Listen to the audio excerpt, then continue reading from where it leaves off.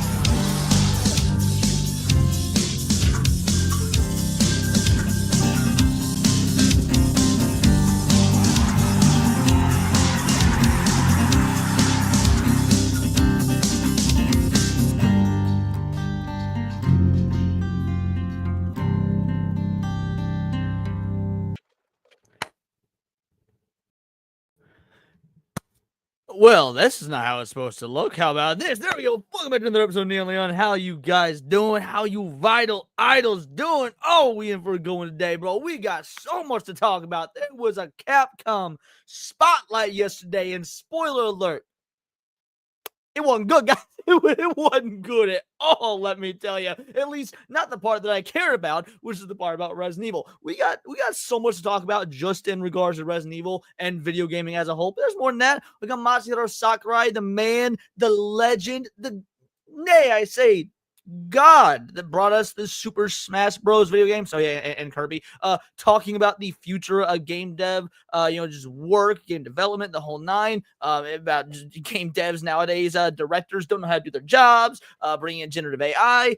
There's got fan games, fan games are killing it.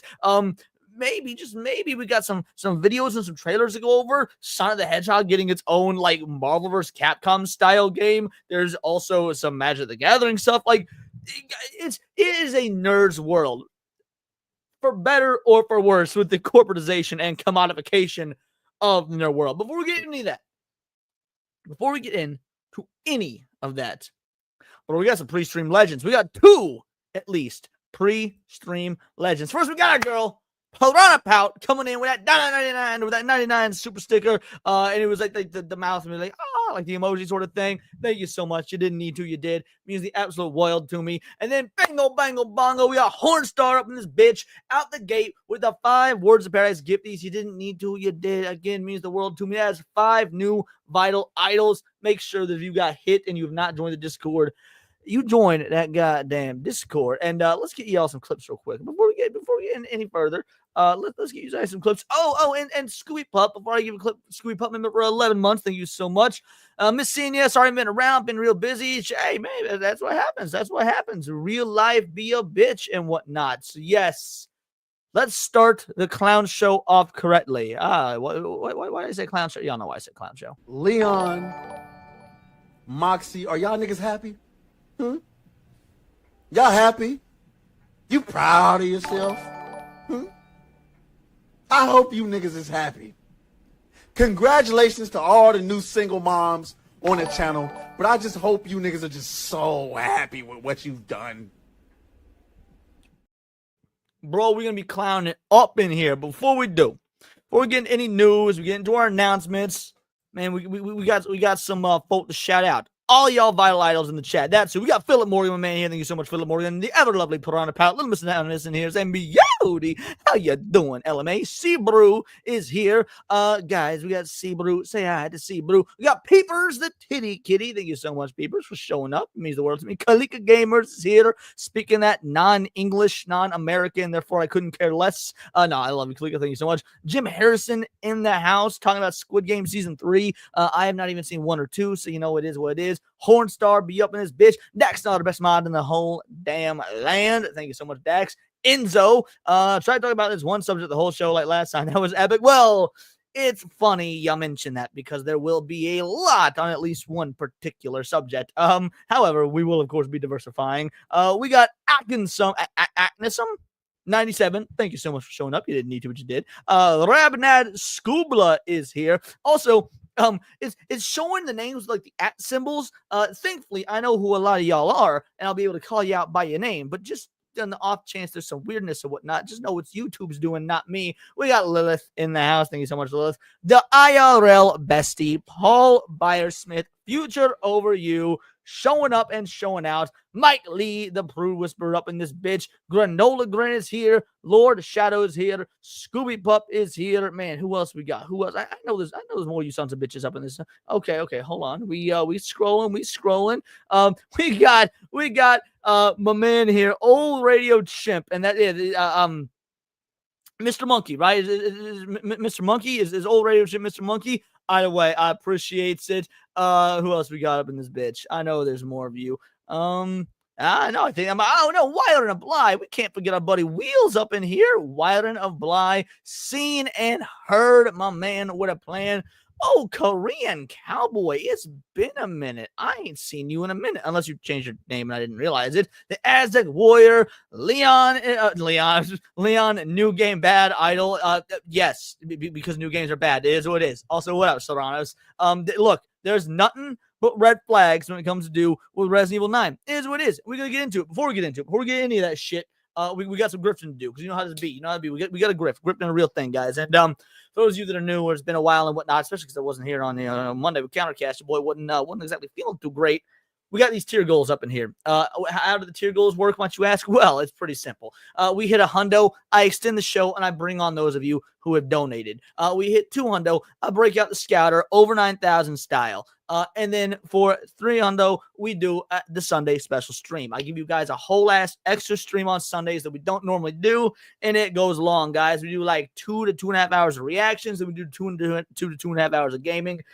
So y'all be wanting me hitting that tier 3. And by recommendation, we shall say, of our boy, the Angry Badger, it came to his attention. I've never seen Fan 4 Stick. Yes, Fantastic Four, Josh Trank, that film. So he said as a good grift goal, punishment goal, tier goal, whatever you want to call it, I got to watch it. So if we hit 400 in donations, I will subject myself to Fan 4 Stick. That's right. I will watch what is known as one of the worst comic book films of all time, Fantastic Four 400. It seems only fair. So guys, now that you know the stakes, now that you know the rules, now that you know that it's episode 69, nice. Let's get into the content. Let's start. And by start, I mean let's writhe in a cage of torment. Because we are going to go over this right here. The Capcom Spotlight. Specifically the Resident Evil portions. Guys, I'm worried. And I'm not started early. For the last month or more, I've been starting at 11:30. We've been going immediately after Badger's show. I'm not early. Y'all are late. You could see what time the show started on YouTube. It is listed there. Alrighty, gang. Let's get into this. Look, first of all, before we get into it, I want to say, I want this game to be good. I genuinely, truly do. I am a Resident Evil fan. This is my favorite video game series of all time. That being said, I also cannot ignore red flags like some sort of fanboy just because, oh, look, new Resident Evil content, if the content itself isn't good. And there's some problems here. We can't ignore them. Or if I'm wrong and they're not problems, explain it to me, preferably in super chat form. Let's do it.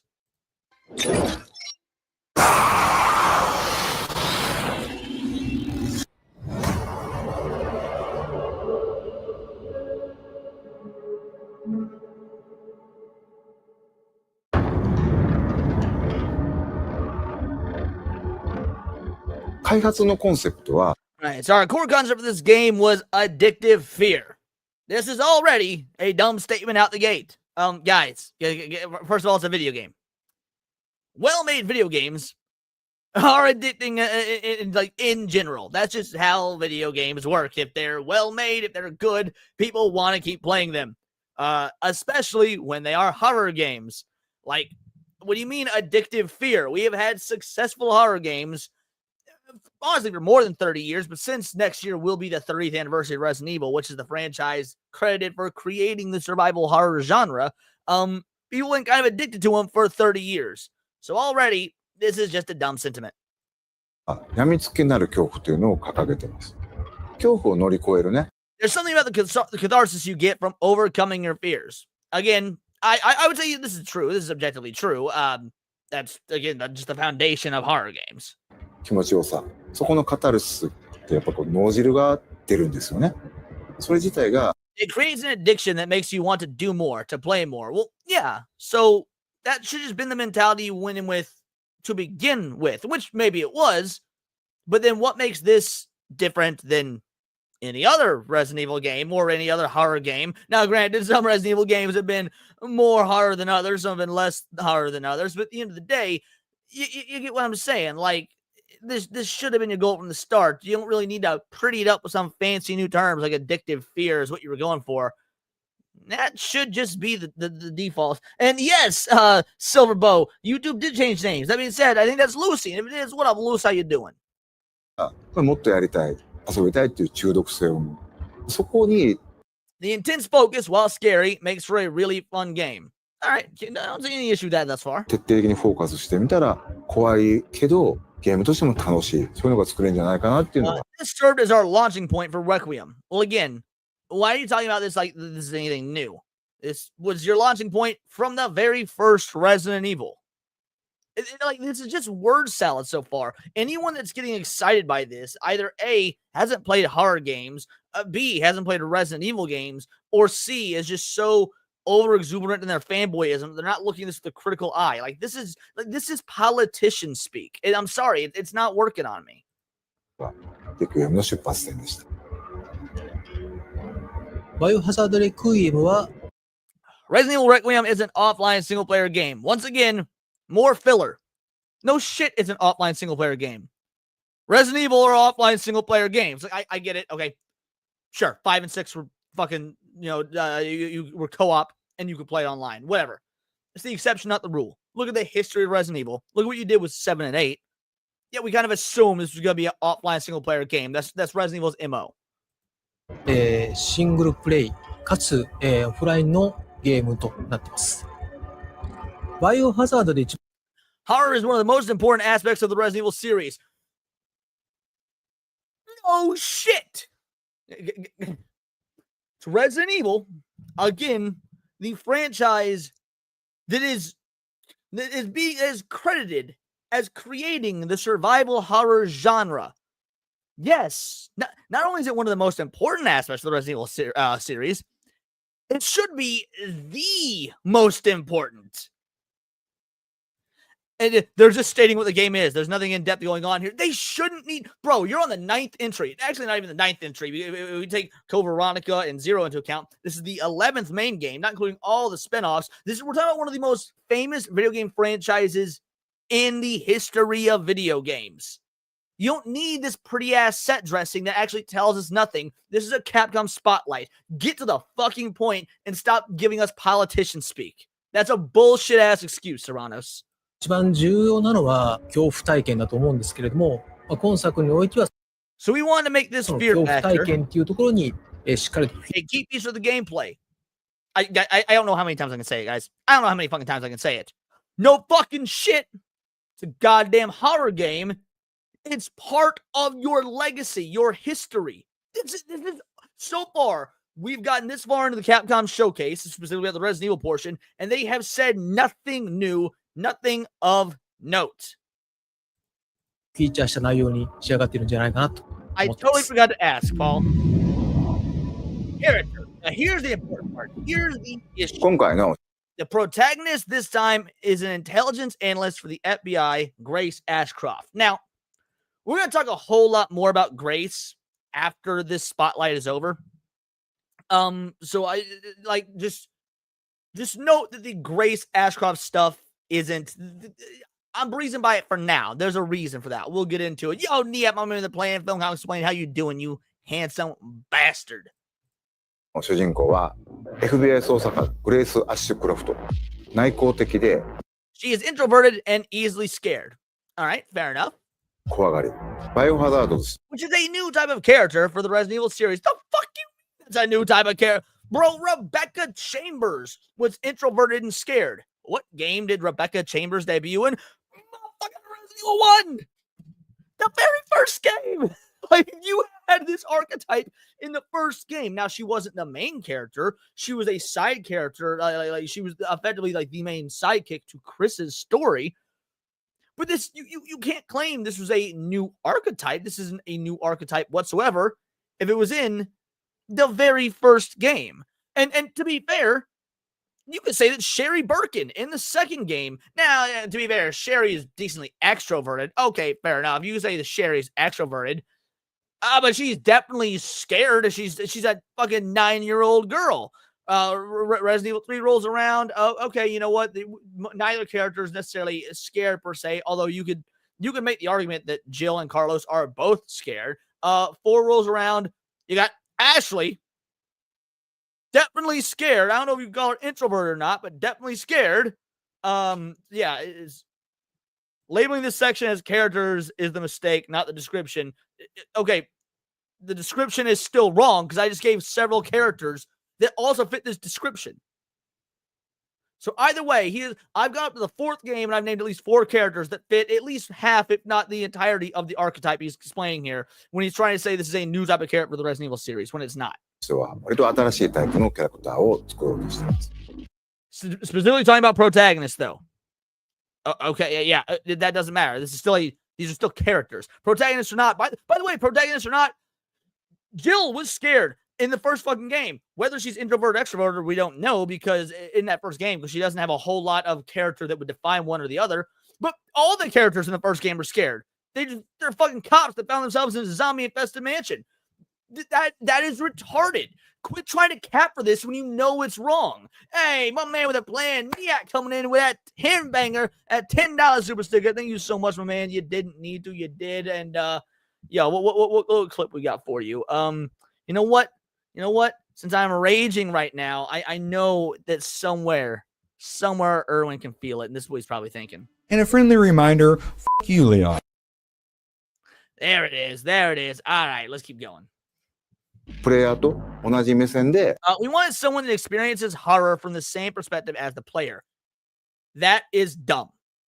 Okay, this is one of the problems I have with this. This is one of the issues I have. And I've had this issue with Resident Evil for a while now. Resident Evil has consistently been going through identity crisis after identity crisis ever since Resident Evil 4. And I love Resident Evil 4. You guys see me stream it multiple times. I love, but Resident Evil 4, we gotta be real, was the game that started the identity crisis issue. And since then, they haven't really known what to do with the characters and whatnot. Oh, we want someone that experiences the horror with the same perspective as a player. All right, you did that in Resident Evil 7. You did that with Ethan. Ethan Winters was a blank slate character that you were supposed to project onto. That's why we never see his face. That's why we don't know much about him beyond he's searching for his wife. That's why he does get scared in certain situations. The entire first act of the game is Ethan freaking the fuck out, along with you freaking the fuck out. You say we wanted someone that experiences horror with the same perspective. You've done that already, for one. And frankly, that's not what I, as a longtime fan, am really even looking for. But I get it. Not everybody's the same. We'll address that in a moment. The point is, talking about this like this is anything new is just objectively incorrect. 一緒になって怖がれるこういうキャラクターを狙っています。物語の中でもちろん She learns to overcome her fears throughout the story. Okay, I mean, I don't know that this is necessarily good or bad. It's going to depend on the actual content of the story, which we don't know much about yet. But the things we do know, there's again some red flags. 彼女も協力 She knows, oh, we got that already. 成長していくんですけども FBI 捜査官 But she's also an analyst for the FBI who is trained with guns. All right, good. You acknowledge that, you know? So she's exactly, again, like Jill in Resident Evil 1, scared shitless because stuff is going the fuck on that she cannot understand. But also, she's an FBI agent, just like Jill's effectively a SWAT agent. STARS, SWAT, pretty much the same. and was proficient with guns. Okay, so you know what? Once again, we're not talking about a new type of character here. At least you acknowledge the whole like FBI go with guns part. なので、銃の扱いも慣れてますし、冷静な推理力とかも発揮。And is able to outcome with deductive reasoning. Again, how does this make her a new type of character?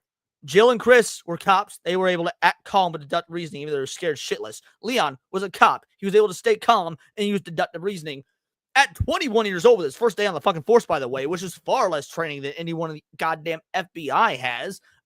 So yeah, again, this is none of this is exciting thus far. And you're talking about it, which isn't a big deal, by the way, but you're talking about it as if it should be. You're talking about it like it's new. That's not the case. 一つ活躍するキャラクターになってます。レオンを主人公にしよう。Now, here's where I got my scruples. Here's where I got the major bugaboo. We always thought about making Leon the protagonist. 実はずっとあったんですけども、どうしてもレオンを使ったバッチバチのホラーっていうのが割と難しくて、落ちてきた。He wouldn't jump at something like a bucket falling. 別にびっくりするとか。All right. Before we let him continue, it's rant time. It's go time, boys. Here's the issue. Now, many of us have been wanting a return for Leon, Jill, and Chris. Some people will even say Claire. I disagree with that. Claire actually has a complete character arc. If you play the games, watch the films that are canon, the whole nine, Claire more or less got an actual retirement and story.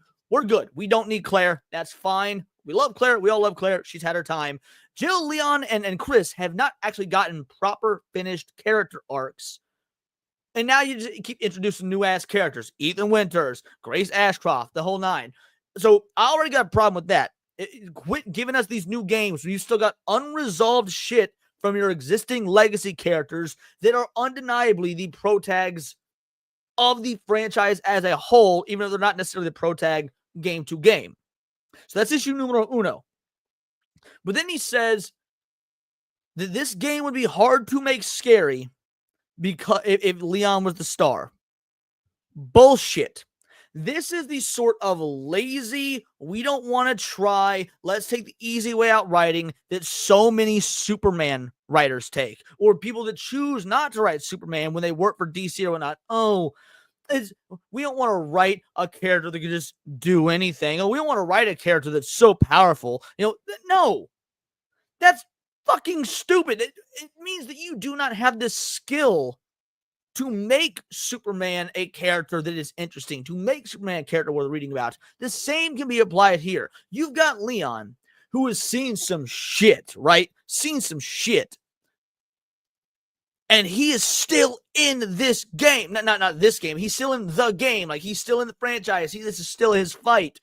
If you cannot find a way to give him an interesting story, to make a horror game out of that, that is your failing as a writer without knowing how to push those boundaries, without being able to have the skill to find a way to put Leon in a situation where even after everything he's seen, he can still fear.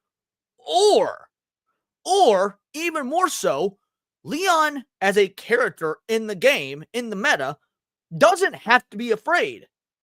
I don't give a fuck if Grace jumps when the bucket falls. I give a fuck if I jump. I'm the player. I'm the one experiencing this. I do not need the character to be exactly like I would be. I don't need the character to react to what I would react to. If I'm playing Resident Evil 4 for the very first time, as I did way back in the day, guess what? Leon isn't exactly afraid of the shit going down Resident Evil 4. Leon he is on the job. He's got some shit to do. In fact, he's having fun doing it. He's got some groovy ass one-liners and shit. Okay, so Leon effectively a superhero even by Resident Evil 4, which is only the second game he was in, canonically. That doesn't mean that the first time you go up against a Regenerator, or the first time you go up against Dr. Salvador, anything like that, that you, the player, weren't scared shitless. Bro, I don't give a fuck who you are, what you are, the whole nine. If you experienced Resident Evil 4 at its apex when it was new, and that first time you run into a goddamn Regenerator, your heart was pounding. You were freaking the fuck out.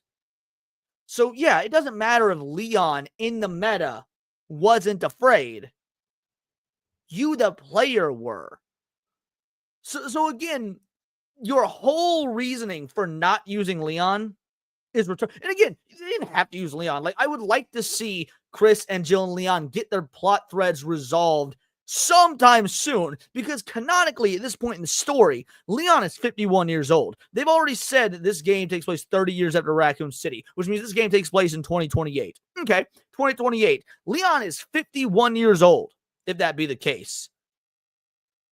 Look, you 51 years old, you still doing this shit, you're going to have some battle scars, mental, physical, the whole nine. So you could absolutely find reasons for Leon to be afraid. His body isn't what it used to be. His mind isn't what it used to be. We've already seen him struggling with alcohol addiction in certain, Resident Evil, the live action films, Resident Evil Vendetta, I believe it was. Like, there's ways you can make Leon a vulnerable character.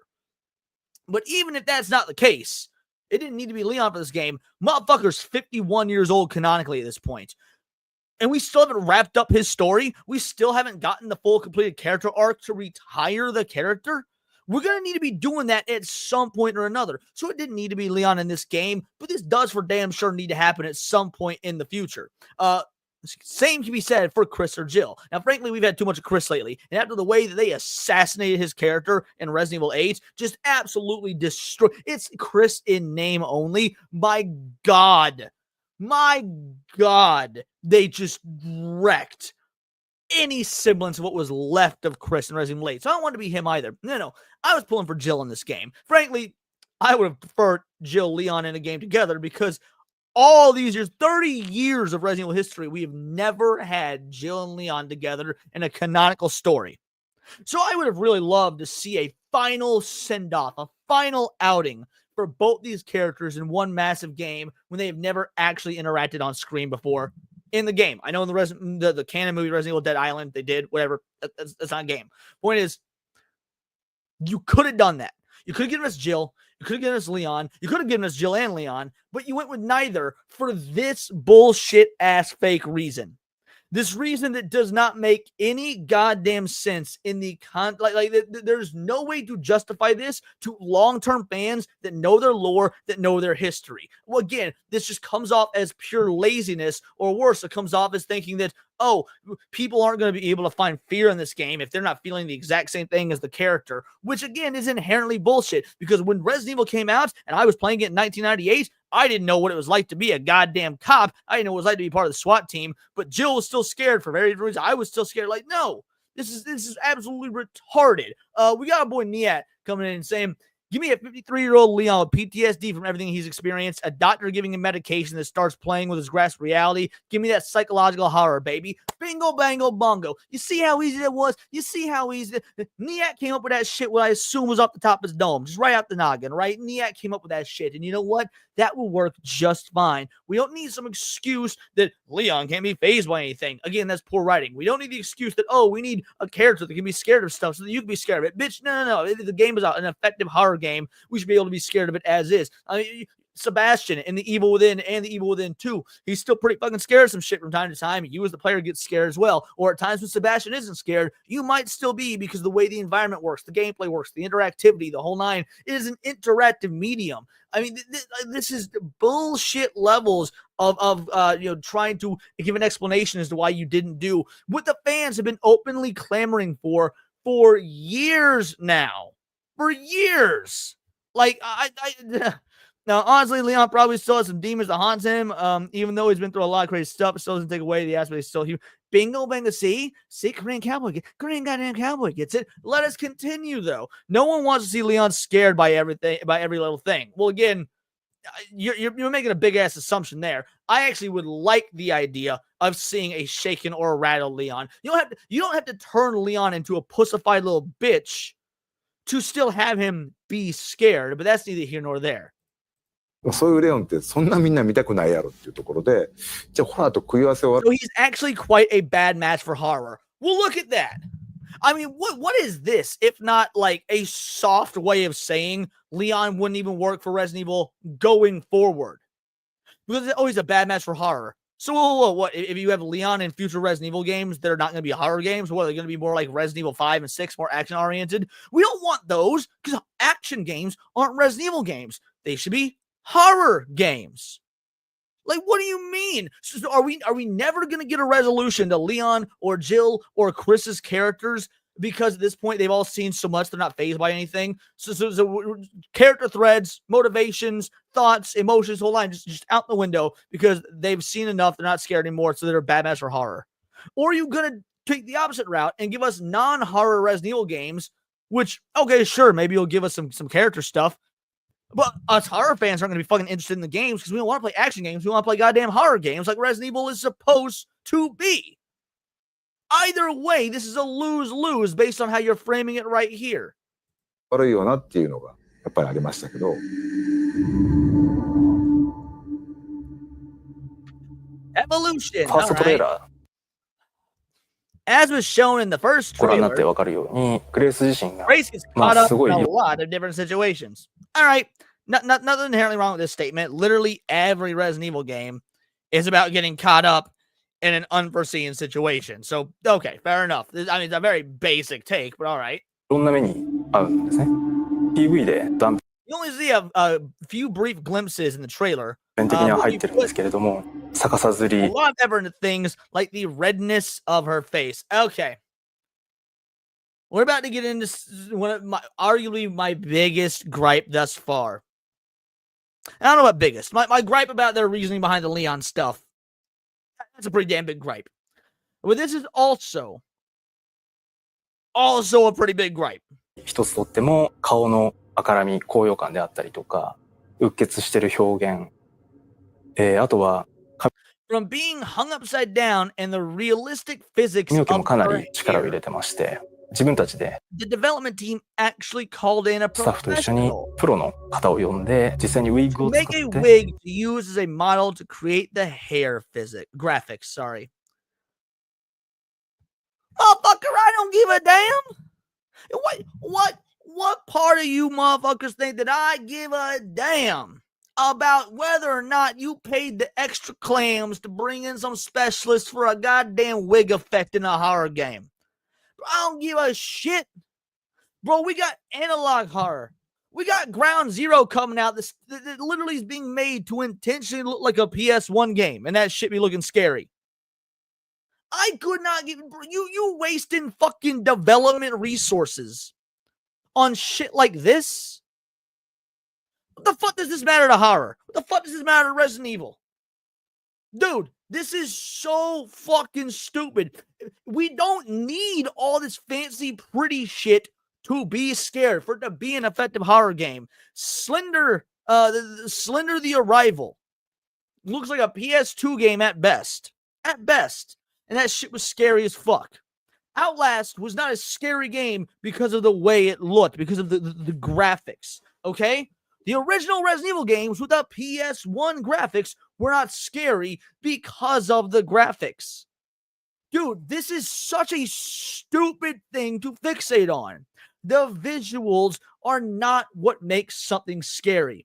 You can have terrifying atmosphere with the most minimalistic of actual visuals, visual fidelity, things to that effect.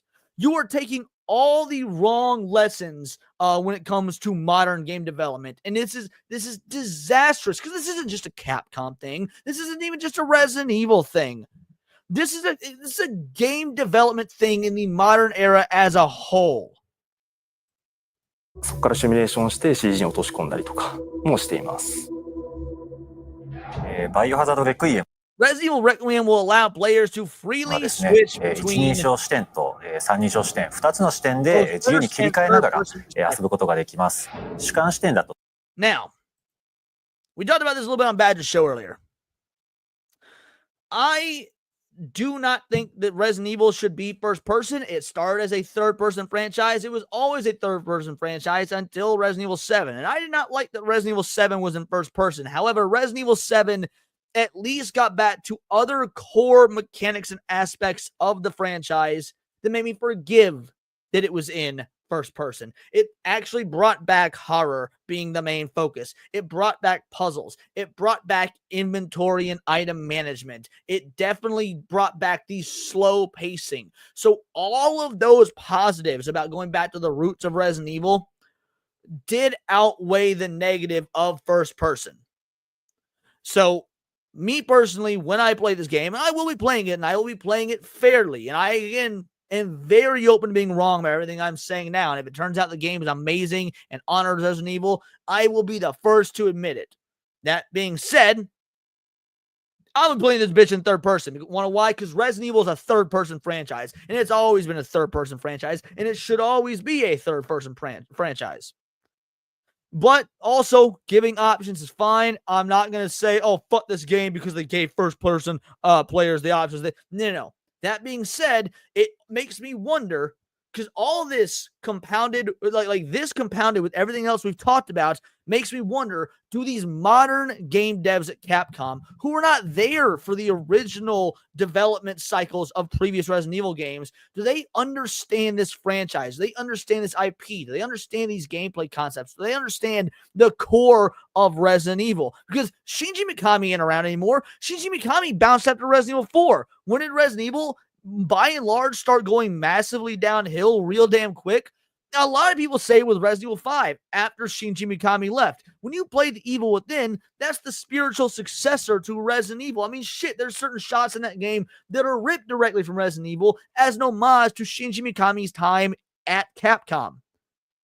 Like, if you don't have the old heads at Capcom anymore that understood the core and the spirit of this franchise, then yes, that does worry me. So while being given the choice between third and first person is not an issue in isolation, while choices are not inherently a bad thing, it does make me worry about what this team even thinks of as Resident Evil. Because if it's just going to become some franchise that is milked for money because it's popular, people buy because it's got the name Resident Evil on it, but it doesn't have any semblance of what it used to be and what it was for years, then why should we buy it as actual Resident Evil fans, not as, fucking consumers that want the nice shiny new toy, but as actual Resident Evil fans?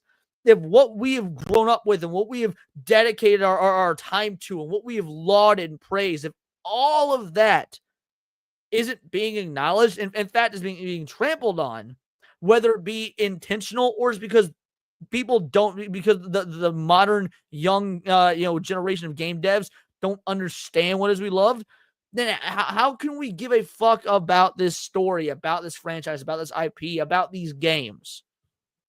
It's worth questioning. その恐怖を間近に感じることができて、緊張感のある、臨場感のある。Realistic gameplay through first-person perspective. Folks, that word realistic, we're going to get back to that. We're going to get back to that. ゲームプレイっていうのが可能になります。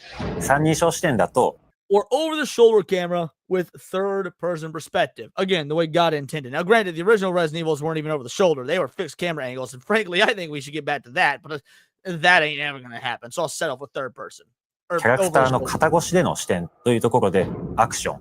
そういったところ。allowing you to see more of the action. I don't like the used action there, but okay. ところがよく見えるゲームプレイになると思いますので、アクションが好きだな。Third-person perspective is great for people who enjoy action-heavy gameplay. Really?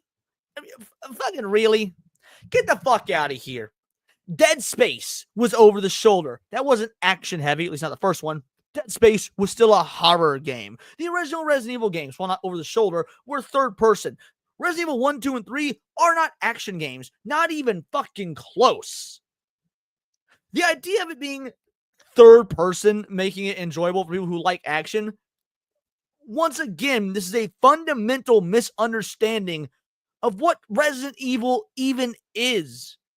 These are the same people, presumably, that made the remake of Resident Evil 2. Which is the only remake of the recent remakes that I kind of give a pass.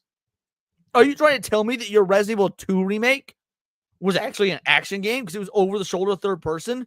Like, what do you mean third person perspective is great for people who enjoy action heavy gameplay?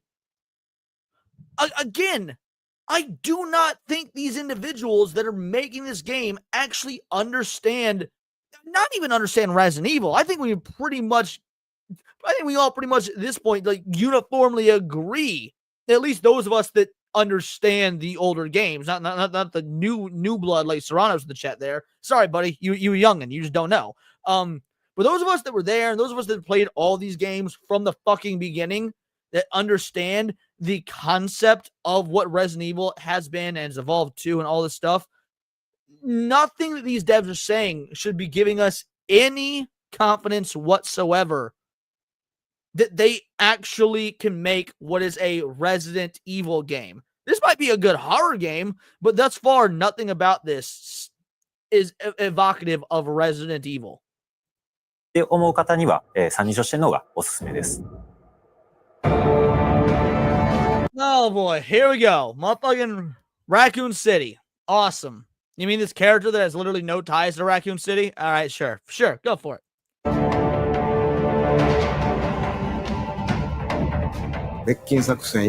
Game is set about 30 years after the missile strike on Raccoon City. That puts the game taking place in roughly 2028. I don't necessarily like that, but it is what it is. Resident Evil games usually take place year of or within a year of when they come out. There are a few exceptions. This jumps a little far into the future for me, but by the time the game comes out, it'll only be about 2.5 years. Maybe that's forgivable. This Serranos, this is fucking stupid. I don't know. Seems pretty similar to Resident Evil 7 for me. Yes, Resident Evil 7, which was the 9th fucking game. By that point, the identity crisis had already gone to full effect. Resident Evil 7 isn't even really a Resident Evil game. It's not like, oh, it seems like a game that also isn't a Resident Evil game. This comment's fucking stupid, Serranos. 30年近く経つんですけども、ゲームの舞台として登場します。その当時 The series became really popular with stories set during the original zombie outbreak. Well, yes, the series became popular with the first game. That makes sense.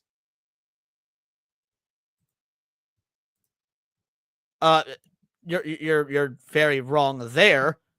I mean, we could get into an entire discussion about what makes Resident Evil, but no. Sorry, Serranos. I'm not going to take the opinion of a plebeian that's never actually played these games since their inception and has played and beaten every single one of them. I think even including all of the non-canon spin-offs, I think there's somewhere between 17 and 23 Resident Evil games in the entire franchise. There's 2 I've never played / beat. Nothing you can say is going to convince me until you've played / beaten every Resident Evil game but 2 of them, and the 2 that being side stories that are non-canon. I'm not going to be able to take the opinion seriously. Absolutely, I did, and I stand by it. アンブレラ事件っていうのでシリーズがヒットして、それ以降も様々なキャラク Since then, we've seen a lot of characters face hardships due to Raccoon City. ターたちが、いろんなラクーンシティで起きた事件をきっかけに立ち向かっていくように who have faced those hardships and grown. 人間成長したり、そこに今 Figuring out how to tell a story, which came off all of that. 回この表現のメスを入れるっていうのは、作り手としては Actually, quite a daunting undertaking that I was very nervous about. Well, you shouldn't have done it. You shouldn't have done it. We shouldn't be going back to Raccoon City. We haven't gone back to Raccoon City. You want to know why we haven't gone back to Raccoon City? Because we were fucking blown the fuck up 30 years ago in game timeline wise, and like 25 years ago in like actual real world time. Like 25 years ago was the last canon game set in Raccoon City. 30 years ago in the chronology of the canon. You telling me in 30 fucking years these characters never went back to the ruins of Raccoon City, never figured out there was shit going down there? Also, why this character? Why Grace Ashcroft? Why a new character who, all right, her mother was a reporter in Raccoon City and then fucking escaped the outbreak and then and did other shit for a much longer amount of time till she died. For perspective, guys, in this game story, in Resident Evil 9's story, Grace's mom, Alyssa, dies in 2020. Raccoon City blew up in 98. So her mom had an entire 22 years of a life after Raccoon City. What the fuck does this bitch have to do with Raccoon City when you've got someone like Jill or Rebecca or Barry whose lives actually revolved around Raccoon City? This is retarded. It is absolutely retarded. My bigger point is that Leon might have liked what Ari used to be, but the creators aren't there anymore, and the franchise clearly can't move. And that is a problem. And I'm bringing out that these are problems. Well, people might want the original George Lucas Star Wars, but George Lucas isn't around anymore, so we should accept what Disney's doing. We should go ahead and say Disney is the new canon, and we should accept that, and we should be okay with it. We should no, eat that slop like good little fucking pig. Fuck that faggot ass shit. No. I don't give a fuck about what Capcom thinks or the fans. No. You don't need to be listening to these new fucking blood developers that don't understand or frankly seems like care about what Resident Evil actually is. And you certainly don't want to be listening about these new blood fans. You're going to play the game when it comes out because it's a shiny new toy and then fucking forget about it when the next shiny new toy comes about. I'm sorry. No, that's not the type of motherfuckers y'all need to be catering to. That's stupid. やっぱりかなり緊張感を持って臨ませてもらったっていうのが大きかったですね。There are a lot of characters who were involved in the original Outbreak. Yes, there were. Many of whose stories have not been tied up. And yet you give us some fucking new character tied to a character who was in one spin-off game. I mean, technically two, Outbreak File 1, Outbreak File 2. But that's where things get weird. The point is, you give us a new character who's the daughter of a spin-off character when those spin-offs have the status of their canon has been nebulous at best ever since they came out on the fucking PlayStation 2. Again, it's retarded. 関わった、もしくはラコン事件に巻き込まれて大きく人生を変わってしまったり、命を落としてしまったりと、そういった登場人物がたくさん出ます。レクイエムは彼らに向けての言葉通りの鎮魂であり。So if you're going to give us a requiem, a eulogy, maybe how about you do it with some characters that had some fucking ties to Raccoon City and not the daughter of a character whose mother escaped Raccoon City, then lived another 22 fucking years elsewhere. God damn. This is so fucking insulting. Resident Evil 6 was truly a bloated, cruddy mess. I agree.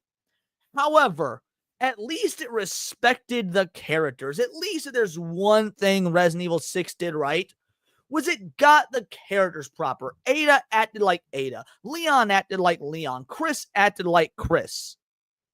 Now, did it fumble the bag in so many other ways? Yes. Am I ever going to call Resident Evil good? No. Of like the original mainline games before the soft reboot of 7, 6 is objectively the worst. But at least it got the characters right, if nothing else. Resident Evil 8 couldn't even do that with Chris, who's been around since the first fucking game. Resident Evil series was born from Umbrella and Raccoon City's on the Outbreak. And Umbrella hasn't been fucking relevant since Resident Evil 5. And that's being generous, mind you. シリーズのある種一つの区切りという意味で、It goes out recommend mark a milestone in the series. Why? Why is it a milestone in the series? Well, because you're bringing it out the 30th anniversary? That doesn't make something a milestone, motherfucker. バイオハザードレクイエムは2026年2月27日に発売予定です。2026年3月 March 2026 marks the series 30-year anniversary. にバイオハザードシリーズ30周年を迎えます。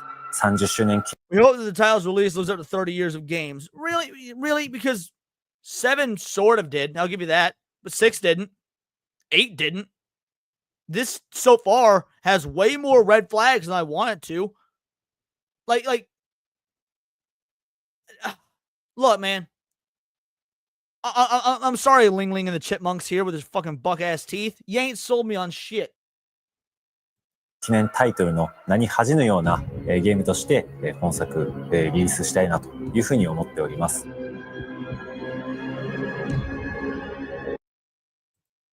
All right, so that's the Capcom Spotlight. But we ain't done talking about Resident Evil. I got more to say about fucking Resident Evil. Before that, I saw some chats and shit that came in. I do want to hit those. Seabrew, remember for 7 months? 7 months? Glad I got to take this ride with y'all. Thank you so much, man. Truly appreciate you. Eric Jenkins coming in. Eric Jenkins coming in with that $1.99. That 2-banger. My man with the plan. Thank you so much. You didn't need to. You did. It means the episode wild to me. And, I mean, you come in with a monkey. Let's be real, you know what you get. It's stupid. You're stupid. Stop being stupid. Thank you so much, Eric Jenkins. Yeah, you know it. All right, guys, we about an hour in. You know that we only go 2 hours. We don't hit that first tier. I'm gonna need y'all to be motherfucking, like, I'm just saying, Griff and all that. All right. We're gonna keep going because Mugen Lord be bringing up a great point here. My man would have played Mugen Lord, and I'm gonna be doing actually an entire video on this. I'm going to be doing an entire video on this. So I'm not going to talk about this long because there is more to talk about in terms of the Resident Evil stuff. And I don't want to blow my whole ass load. But, when we got a video to talk about it on. But he says, yo, what the fuck is up with her design? Not 1 ounce of femininity at all. How is this possible when you have characters like Jill, Claire, Ada, Ashley, and Rebecca? And, of course, we've got this here. This is Grace Ashcroft. Like, I don't know if Mugen is being literal when he says no femininity or if he's exaggerating, but given how he gave us comparisons, he is 100% correct. So look at this image of Grace here. Now, let me pull up. Give me one moment here. All right, bingo, bango, bongo. Here's a good image. Just open this in a new tab. Hold on a sec. All right, so you got that picture of Grace. You got this Claire. You got this Claire. Now for all the motherfuckers, they're only playing Stellar Game because of the big titties. The Gooners. No, dude. Claire's relatively covered up here. All right? Claire's covered up here. She's not overly sexualized, not like that, but there's an aesthetic here. There's a stylization here. Let's zoom this bitch in. All right? There's very clearly a look they're going for. All right? It doesn't have to be over. Resident Evil has never really done, for main outfits, overly sexy characters. Like, they'll do that for like, bonus outfits and shit as a reward for the player. But, let's see. Give me one moment here. There we go. Jill Valentine. Let's take a look. Right here. All right. Here's another. Let's see. Is the quality on this going to be good? We'll see. Yeah, that's fine. All right, so we got Jill. We got Jill here. Again, it's just cute. This isn't like fucking Stellar Blade or nothing. All right? This isn't Stellar Blade or anything. Like, she's wearing a skirt. She's wearing a tube top. She's got a fucking gun. Okay? Like, this when we say that, she's got no femininity to her, look back at this again. There's no accentuation to her hips. She literally got no chest whatsoever. Again, I actually, and I know a lot of people are going to jump to wokeness or whatnot. I don't think it's wokeness. I don't think Capcom is all like, oh no, we can't show titties. You want to know why? Because Capcom just did fucking Monster Hunter. And in Monster Hunter, they didn't have no goddamn problem making women like overtly fucking beautiful and shit like that. Same with Devil May Cry 5, bro. Nico and Devil May Cry 5, she's sexy as fuck, okay? Nico's sexy as fuck. All right? So I don't think Capcom has an issue with making their female characters sexy. What I do think they have an issue with is they have removed all of this stylish, anime-esque aesthetic out of Resident Evil. Okay, because the RE engine, which does not stand for Resident Evil, by the way, is Reach for the Moon, but yes, they created it to start with for Resident Evil. Because the RE engine focuses so much on realism, and Resident Evil is their most realistic title. Like, they use the RE engine for Monster Hunter, but they don't have this problem. They use the RE engine for Devil May Cry, but again, doesn't have this problem. But Resident Evil, for whatever reason, they have sacrificed stylization. They've sacrificed aesthetic for realism. And it's fucking depressing, dude. Like, if you look at this character right here, okay? If you look at this character right here, zoom in on her. Let's take a look. Look at this. And go up, down. Let's look at her face right here. And you told me She's from the same series as this right here. Would y'all believe that? Would you look at these two characters side by side, and without me telling you that they were from the same franchise, would you know they were from the same franchise? No, of fucking course not. Why? Because this character right here, due to the over-reliance on trying to be realistic, looks like she could be from fucking anything. She could be a Last of Us NPC. Could she not? Could this character right here be a Last of Us NPC? Yes or no, chat? I'm going to give you a moment. Yes or no? If you looked at this character right here and you didn't know anything about Resident Evil, didn't know anything about Last of Us, all you saw was this fucking picture. Do you think this could be an NPC in the fucking Last of Us? Yes, absolutely. Exactly. Everybody says yes, says sure. Y'all get my fucking point. There's nothing about this design that says this is Resident fucking Evil. There's no carryover or follow through from previous games' aesthetics. There's nothing about this design that harkens to it being uniquely Resident Evil. And Resident Evil 9 is not the only game to have this problem. Resident Evil 8 had this fucking problem with the human characters. And guess good goddamn what? So did the remakes. You want to know why Resident Evil 2 remake Claire, why I can't fucking stand her? It's the fucking visuals. It's not that she's not sexy enough. It's that she's not stylistic. It's that she is not, there's nothing about her that screams that she is Claire from Resident Evil. Let's bring her up real quick, all right? RE2 remake Claire Redfield. All right, images. And let's just, all right, open image in new tab, bingo, bango, bongo. All righty, this character right here, compared to this right here, which one has more personality, chat? Which one has more? Does this right here have more personality, or does this? And better yet, would you even know they were the same fucking character?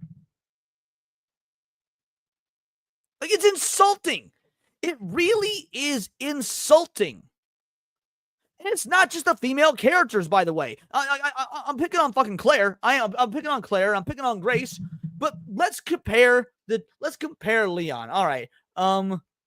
Resident Evil 4 Leon comparison. Let's take a look here. Let's do some image comparisons up in this bitch. All right.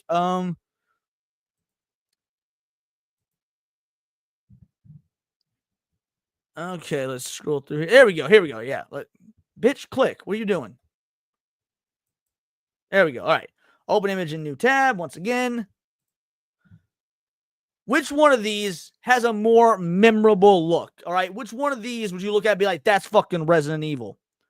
Like, this is just the one on the right is just a dude in mocap with a fucking Leon cosplay wig. The dude on the right is just a fucking mocap guy with a Leon wig. There is nothing about him that stands out as Resident Evil. Like, for years, even when the games changed their gameplay style, there was an artistic through line that you knew was the same series. Okay? Resident Evil 4 still has an artistic fucking stylistic similarity, albeit with better graphics, to Resident Evil Code Veronica, which had an artistic through line and similarity to Resident Evil 3. So on and fucking so forth. And guess what? When they made the leap to the next generation, PS3 era, Resident Evil 5, it kept the same fucking artistic through line. It kept the same stylistic choices, even though they went with what was, better graphically. Because better graphics doesn't mean more realistic. They just took the style. They took the existing art style and just improved the graphics. Oh, yeah, you say you're right or outright. I mean, old versus new is the fucking point here. The new one does not look as stylish. The new one does not look as good is the point. Or the new one, not even that it doesn't look as good. The new one doesn't look like anything distinctly Resident Evil. Again, just looks like fucking generic guy. Like, Okay, Serrano said best. I like the old Leon design better. The hair is the main thing. And yet, these Capcom fucks in their Spotlight talked about what a big goddamn deal it was. They got some fucking wig specialist. Dude, I don't give a shit. Because Serrano's is right. The hair in the original version, which is inherently more video gamey, more fake, does look better. Looks more stylish. Looks more stylistic. Because reality and realism don't actually fucking matter in the grand scheme of what makes Resident Evil fucking Resident Evil. It is mind-numbing. Ah, man. All right. I'm not going to go any further on that particular topic, though, because I'm going to be doing a whole-ass video about it. And I definitely want to make sure that y'all show up and show out for that. And just so you know, I'm going to be actually making like a long-form, edited, coherent argument about it. It's going to be a fun video to make. I'll just say that much. It's gonna be a fun video to make. That's for sure. So I do have one more thing I wanted to bring up. But you know what? I closed the tab by accident, so it is what it is. We'll just move on to the next topic. First, let me hit the additional super chat. Bingo, bango, bongo, my man with a plan. Adder Jenkins coming in with another 2-banger. Says, good. Unleash your inner ruckus. Well, since you asked so nicely. I just super love sucking dick. When I haven't for a while, I get needy. You love to fucking see it. All right. I'm gonna need one of you mods. Let me know where we at in the tier list. Or not the tier list. In the tiers. One of you mods, do some calculations for me. Do some math for me, please, and let me know where we're sitting. And in the interim, let's go ahead and talk about.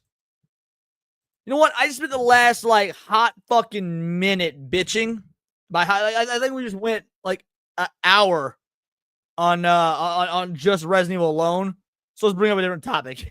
Eric Shankin says, "Hey yo, I said ruckus, not bubbles." For another 2-banger. I am working on a very Uncle Ruckus-esque clip. I just don't have it yet. So you will have to settle for transphobic instead. Now excuse me while I harass someone for having pronouns in their bio. Perfect. Thank you. And Dak says we're at 41.91 as of Eric's last 2-bangers. Perfect. Thank you very much. So we got 60 away from tier 1 to extend the show. And thank you very much. Yes, the gold counter at the top left is working, but it doesn't count super stickers and it doesn't count donos. It only counts actual super chats. So like gifted memberships and super stickers, for whatever reason, it doesn't track. Which is why I still need the mods to do some calculations. But yes, the super chat tracker is working. Thank you very much, Serranos. All right, where are we at? Let's see. Okay. So let's talk about something positive then. I spent the last fucking hour bitching, moaning, being negative, and frankly, at the end of all of this, still hoping I'm wrong, because my dumbass is still going to buy this game, because I am a Resident Evil fan. I will give you all the true blue thoughts on the situation when it comes out. So, let's talk about fan games. Talk about one fan game in particular, especially for y'all that are fans of technical fighters, right? Especially for y'all that are fans of like Dragon Ball FighterZ or Marvel vs. Capcom 3. Shit like that. Because this looks fucking wild, bro. This looks insane. Ultimate Sonic Smackdown. Again, I want to remind y'all, this is a fan game. It's available for free right now, by the way. I'm probably going to download this. I don't know if I'm going to stream it or not. I might. I would like to give us attention. But check this shit out.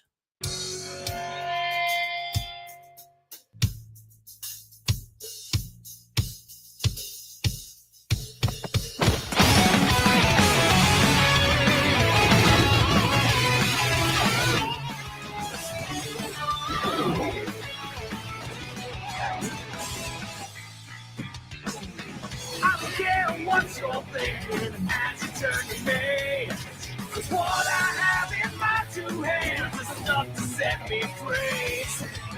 I can fight Bro, look at these combo strings. Like, this is straight up Ultimate Marvel vs. Capcom 3. Like, light, medium, heavy, launchers, air combos, the 3 level bar specials. Dude, this is literally just Ultimate Marvel vs. Capcom 3 with Sonic characters. This is bananas, dude. Fan game. Resisted over time. When it's just too much to take, you sneak up from behind. Is it late to say you're looking for? Let me show you who I am and what I'm here for. Here for. Hey, try to reach inside of me. Assist, baby. Assist. Entire character swap. Show you just what I'm made of. Simple curiosity. Try to take a bite of me. Let me show you just what I'm made of. Like, look at that combo string into an assist, into an additional combo. Try to reach inside of me. Try to drink my energy. Let me show Dude, you see that air juggle into an assist, into another air juggle. This is just, it's a fan game, dude. Let me show you just what I'm made of. So right now, the alpha build is out. The alpha build is out. There are only 5 characters currently, and it's 3v3. So what you're gonna have a duplicate on the team in some way, shape, or form. But like the fact you can download this for free right now. I will be doing it at some point, like this weekend or whatever. But the idea that this is what fans are putting out is so much better than the majority of what we get. And like this is the sort of shit that as it continues to get updates and whatnot, new characters get added. They've already advertised, I think, both Rouge and Amy, so we know they're getting added. Like, this is the sort of shit that's gonna hold me over until Marvel Tokon Battle. Like, that is stupid cool. I mean, the level of professionalism that went into that. The models looked good. The frames, the hitboxes, like based on it, that's just going over what I see in the trailer. Like, I'm not gonna know until I got the bitch in my hands. I can actually feel it. But dude, like that is everything we want. And yeah, Sega is very lax about fan games. Yeah, as long as the creator doesn't do shit, they're angry them 100%. Eric spitting though. How are indies putting studios to shame? Not only indies, dude, this shit is free. Because it's a fan game, they're not allowed to make money off of it. They're not allowed to sell it because they don't have the Sonic IP. So this is just a labor of love for free. Dudes just be kicking back and be like, we're Sonic fans. Let's make Ultimate Marvel vs. Capcom 3, but with Sonic characters for free, just to give the fucking world. That is passion. Passion. Why, after an hour of bitching about Resident Evil 9, why am I so much more excited? Why am I thrilled? Why am I on the edge of my seat for a Sonic the Hedgehog fucking fan game? But yet my very favorite franchise in gaming of all time, Resident Evil, releases or is advertising the upcoming release of their next mainline entry. And it's like, yo, what the fuck is this? Like, it is, once again, it's insulting from the Resident Evil fan perspective. But again, like Paul is saying, doing it for the love of the game, like figuratively and literally.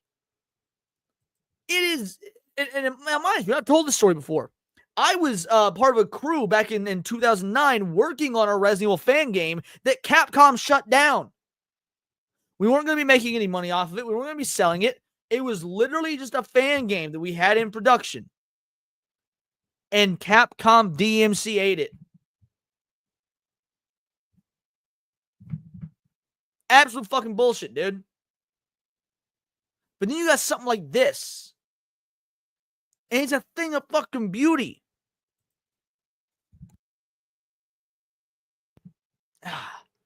Anyway, it hurts. Cuts deep. But yeah, that's where we're at with that. So I have more things to bring up. Let's see where we at. All right, we ain't talk politics. We got more gaming news, but I'm gonna take a break from that for a moment. We're gonna talk politics. Because I saw this clip. Now I haven't watched this clip, so we'll be going through this for the first time together. My girl Haru Murata, shout out. She shared this. And yeah, it's so Zora Madani and why he wants to empty jails. Violence is an artificial construct. All right. I ain't gonna take what X says, just at face value. Let's listen to the man. Now, mind you, I've been listening to other shit he said. Ain't no goddamn bit of it made a lick of sense. But let's see what he says here. Oftentimes, we've even found as legislators, when we go into these courts, the term violent crime is even used when people are stealing packages. Violent. I'll let him cook. I mean, he's probably making curry, but I'll let him cook. Crime is even used when people are accused of burglary and there happens to be a housing unit in that same dwelling. So violence is an artificial construction. And we have to be very clear that what is happening here with these district attorneys, that is violence. That is violence of the highest degree. So he actually literally said with a straight face, violence is an artificial construction. Yeah, I don't know if the dude knows what artificial means. What artificial construction is. The idea that violence is an artificial construction. No.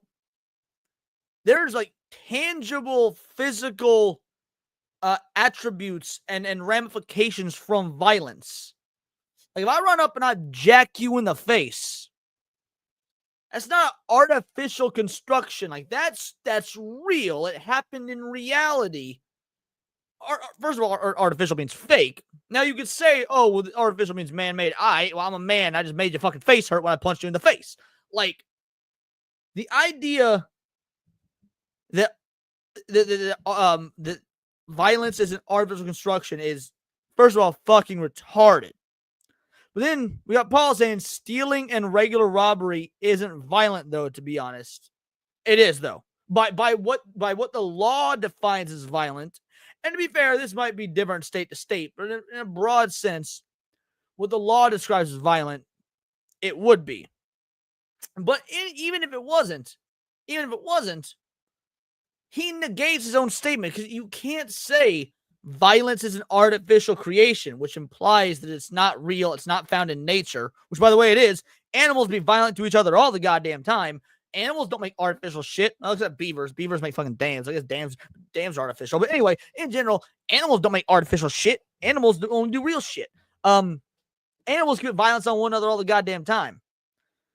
So then when he goes at the end here and he says what's going on with the prosecutions, what the prosecutors are doing is violence. Wait, which is it? Because I thought you just said that violence is an artificial construct.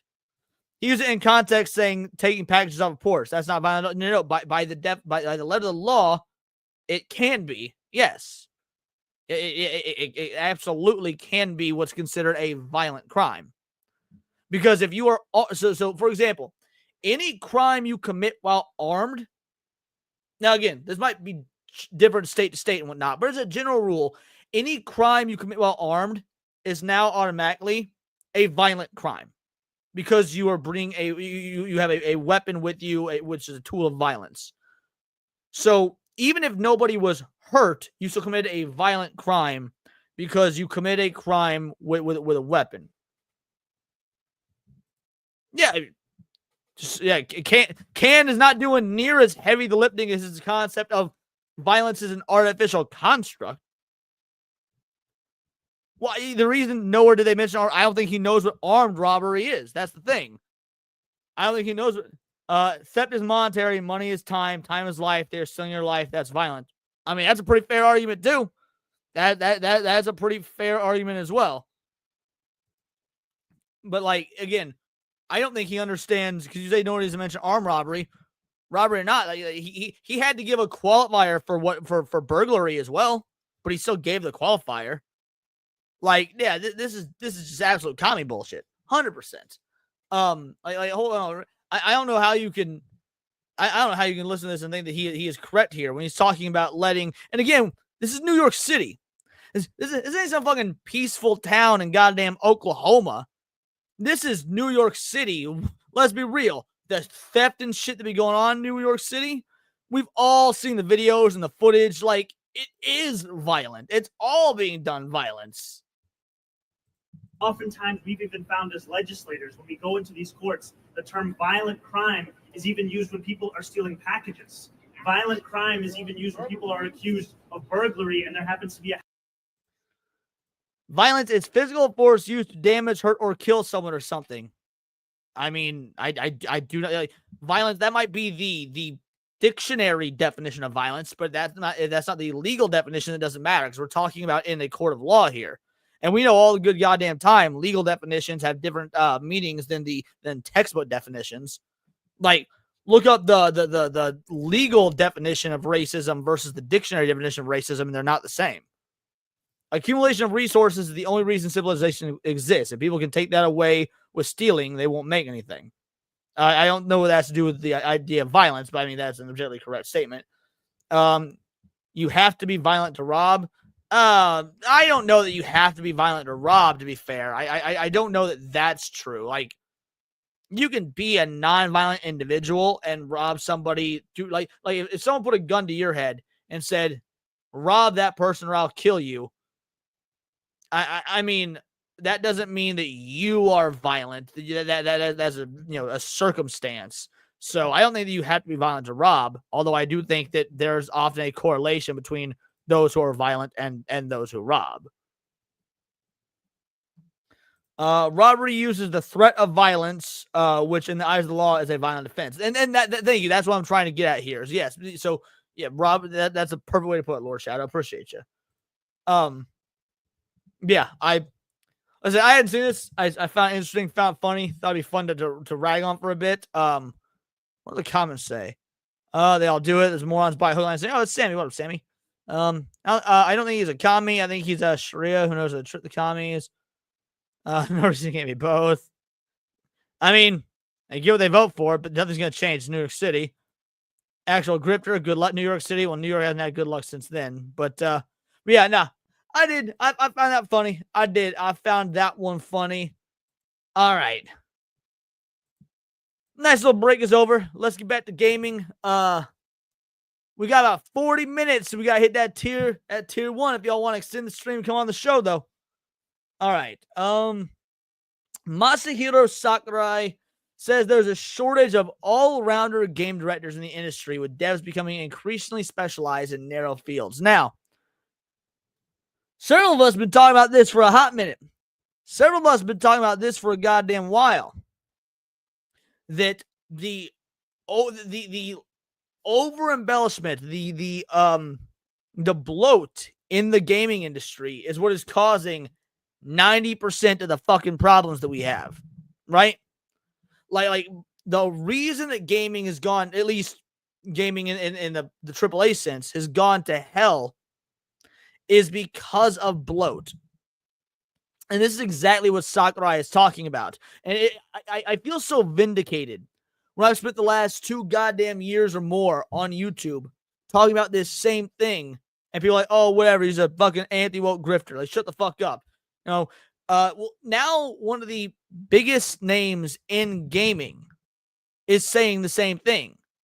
Like okay, so at what point are we not anti-woke grifters? And maybe, just maybe we're fans and gamers and people who do understand the industry, because it's an industry that we've committed to being our main hobby and something we've spent our time and more importantly, money on.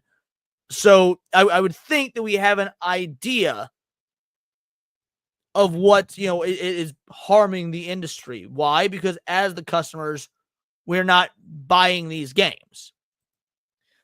So Masahiro Sakurai says there's a shortage of all-rounder game directors in the industry, with devs becoming increasingly specialized in narrow fields. Masahiro Sakurai talks about the shortage of versatile directors, noting specialization and subdivision of game development as the cause. Also, fuck this dude for looking so good in like his fucking late 40s or whatever. The video game industry has evolved significantly the last 30 years. However, many leading Japanese creators seem to be worried about the direction the industry has taken recently. Why is it always when we see these stories, it's Japanese developers and directors? Oh, fuck, he's 54. Goddamn. Anyway, it's always Japanese directors. You rarely, and I mean rarely, hear Western devs that aren't indie devs saying the same shit. Now, we do have a story from a Western dev here after this that is kind of in the same vein. But it's always the Japanese individuals saying this.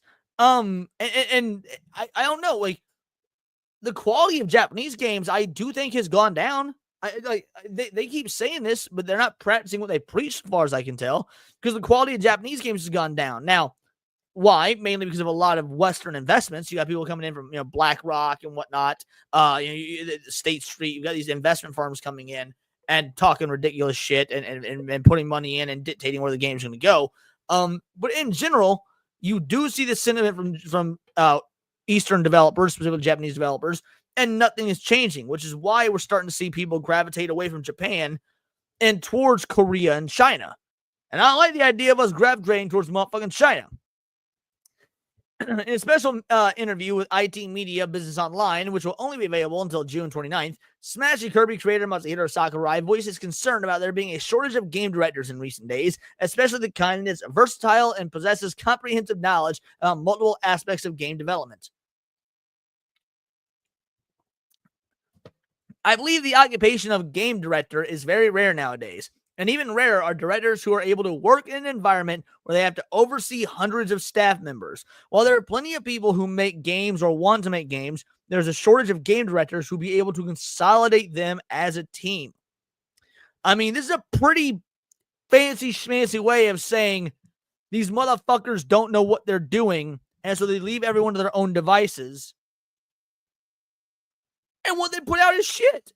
And I can't help but wonder if he is mostly talking about the Western model, because this is exactly what we saw Ubisoft do. This is exactly what we've seen EA do. This is exactly what we've seen, if I had to wager a guess, Bethesda do. I don't know, but I would wager Bethesda. We've definitely seen Blizzard do this. Now, to be fair, maybe Nintendo does this, or maybe Capcom does this, maybe Koei Tecmo does this. I don't know. But if I had to wager a guess, it's a con to Ubisoft if I was to wager a major guess, or maybe EA. He explains that behind the lack of directors in the industry lies several factors, but the most difficult one to tackle may be the growing specialization and subdivision of various tasks in game development. While Sakurai himself handles many different aspects of development, from graphics to sound effects, he notes that now there is no fertile ground for these types of all-rounder game directors to grow. And to be fair, that's true. Maybe you are somebody. Maybe you are an individual who understands multiple aspects of game development. But if the industry trend, and if the way the industry just works now is, all right, you get put in this team that's this head of graphics, just modeling. Then you get put in this team that, after the modeling, it's the shading, or even before the modeling, the artist, the drawing, the concept art, things like that. Like, if none of these teams are really communicating with one another because they're all separate teams instead of one giant team, just with some tasks delegated out at whatever the spur of the moment is, and you need to have people who are versed enough in multiple angles of this development. And like, hey, one day maybe you're working on the character models. Then the next day you're working on the environment models. Then maybe the next day you're overseeing something to do with the music or the voice direction. Like, people that actually have the skill set to handle all of it and can jump around from team to team. That's probably, I would imagine, going to give you a far more well-rounded product. And considering this is how Sakurai runs his games and runs his studio, look at Super Smash Bros. Ultimate. That's one of the most comprehensively insane games of all time, and Sakurai had his fingers in every bit of it. The other thing I'm mad about, I'm not necessarily mad about anything else. I mean, I spent an hour ranting and raving angrily about Resident Evil, so I don't really know that I'm mad about anything else per se. There is one other thing that I'm a bit miffed about. But I'm trying to save that until we extend the show, assuming we hit goal. But if we get to a little bit later in the show and it doesn't look like we're gonna hit goal, then maybe I'll just save it for the end. But yo, Gooch, how you doing, man? Appreciate you, homie. So he goes on to say, Sakurai explains how he kicked off his career working in the graphics department, then became a game designer, finally a director. However, he says that in recent years, even the graphics-related work is divided into modeling, effects, textures, and yeah, and see, that's what I'm talking about. That's what I'm referring to. If you've got, back in the 90s, 2000s, whatever, you just had a team that was the graphics team, and everyone did everything. All right, everyone's all on the same page with one another. Cool. Like, that's literally everybody just working together on in the same department with the same task, but the jobs are delegated within. But if you're like, okay, you're a part of the texture team, you're a part of the modeling team, you're a part of the effects team, and then all these different teams also have their own directors, which is what Sakurai is saying. Bro, not only is that inefficient, not only does that lead to the left hand not necessarily knowing what the right hand is doing, then not only does that cause bloat, because now you're paying, there's now 3 directors for 3 departments that should all really just be one department. So you're spending more money because the people who's the director are going to be getting paid more. Like it literally makes no sense from a practicality standpoint or a financial standpoint. In that kind of environment, it's very difficult for someone to acquire a wider knowledge of how a game is made. Yeah, because if you're stuck in one position, like, great, you're the director of textures. That's all you get to fucking do. All right, well, what about the 3D modeling? Fuck it. Like, gameplay being more important. We're not talking about graphics as in good graphics versus bad graphics. We're talking about the idea of all games have graphics, like good, bad. That doesn't matter. We're talking about the idea that, and you can apply this to any department. It doesn't even have to be graphics. This comment doesn't matter. Doesn't matter. If you're missing the point, is what it is. Is because of the continuing specialization and subdivision, there are not enough game directors who be able to oversee games development in a wider sense, Sakurai remarks. When asked about the prospects of having such a successor in this day and age of game development, the successor stuff doesn't matter. I read that, so that's what it is. But then Sakurai goes on to talk about generative AI in gaming. We must change our methods. Masahiro Sakurai says game development has become too time consuming and unsustainable. Well, again, it's unsustainable because of the improper delegation and the studio bloat that he was talking about in that other article. When you that's not part of the article. Kirby Super Smash Bros. Creator Masahiro Sakurai spoke about the current state of game development and why he believes it's becoming unsustainable. Even Sakurai is beginning to think large-scale development is getting a bit wild, as we're currently in an era where it looks like developers like Naughty Dog will end up going a full console generation without a new game. Can you imagine that? That never would have been the case. Fucking, even in the PS4 era. In the PS3, the PS4 wasn't as good as the PS3. The PS3 wasn't as good as the PS2. Now, PS2 was better than PS1. But the point is, after the PS2, I'm using the PlayStation as a fucking example here, but you can really apply this to Microsoft as well. Point is, each generation kind of gotten worse because of the change in game development cycles as a whole, and because of how the change in, again, studio bloat, delegation of jobs, the whole nine. Hey, what up, Hypno? How you doing, homie? So, yeah, I mean, can you imagine an entire generation, an entire console generation where Naughty Dog just doesn't put out a fucking game. Now, frankly, I'd find that to be a blessing because fuck Naughty Dog at this point. But even so, that's where we're headed. I think Sakurai has hit the nail on the head. Speaking of Yahoo Japan Translate, Sakurai responds to a question asking what he believes the future gaming market holds, saying that, to be honest, it's hard to see what the future holds. I think we've reached a point where creating large-scale games like we do now is too time-consuming and unsustainable. He says developers must adapt to new ways of thinking. I believe we're at a stage where we must change our methods, such as by using generative AI to improve work efficiency. Now, that's interesting. That's fun. That's funny. So we've got Masahiro Sakurai, who is celebrated as one of the gaming greats. He's put right up there with Hideo Kojima, Shinji Mikami, Hideki Kamiya, the whole nine. He's on that Mount Rushmore of them chinky motherfucking Asian developers, and we love him for it. And he's out here saying, "Yo, we should probably get some AI on this bitch because we can't be doing this. Like, it's just not working, homie. I don't know what to tell you." And yet there are gonna be people who are gonna look this man in the face, this absolute expert, and be like, "No, you're wrong. AI is not the answer. AI is stealing. AI is plagiarism." Like, bro, that is the next step in evolution of technology. You might love it, you might hate it. Frankly, I don't give a fuck. But the objective truth, the objective fact, the objective reality is that is 100% where technology is going, and not just for gaming. Movies, comics, video games, and non-artistic shit as well. Fuck it. Dude, give it 5 years, you could be having an AI do your taxes. No more going to goddamn H&R Block. No more downloading TurboTax, or if you do download TurboTax, you download TurboTax Extended Ultimate Plus Edition, which has the fucking AI do it for you. Jarvis gonna do your taxes, and you're gonna be chill with it. Like, accepting AI gonna have to happen. I don't know what to tell you.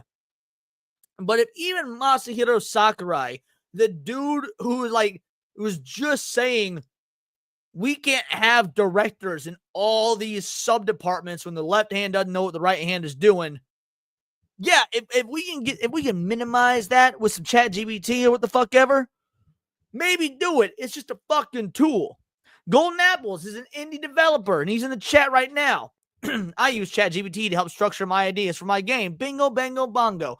There you go. You're using a tool to just expedite the process of something you were already going to do anyway. It's not even something you're incapable of doing.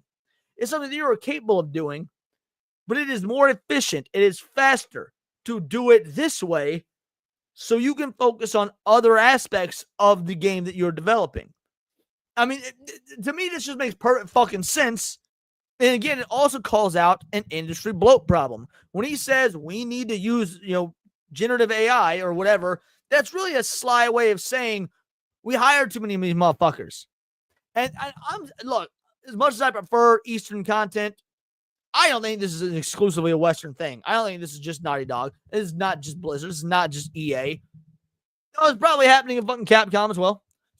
I'm sure this is happening in Square Enix. I good goddamn know this is happening in Square Enix, bro. Like, there's no way you could tell me that Square Enix is running at maximum efficiency. Now, after some of the shit we've been getting lately from them, I refuse to believe it. Sakurai adds, it seems the only companies that can adapt well to these changes will survive the coming era. And, I mean, we all know Nintendo's not going anywhere. We know that for sure. Who else? Who else going to pass? Like what company out there, East or West, is doing so good, doing so tip of the top pinnacle good that they're safe? Maybe Capcom, maybe Sega. Square Enix cooked financially. Square Enix been on a downward spiral, man. I can't think of any Western studio that's safe. Not one. There might be. Oh, okay. Oh, there we go. There you go. FromSoft. FromSoft is safe. I'm sure FromSoft right now, they're not in any danger. I don't know if that'll change, but at the current time, you're right. FromSoft not in danger.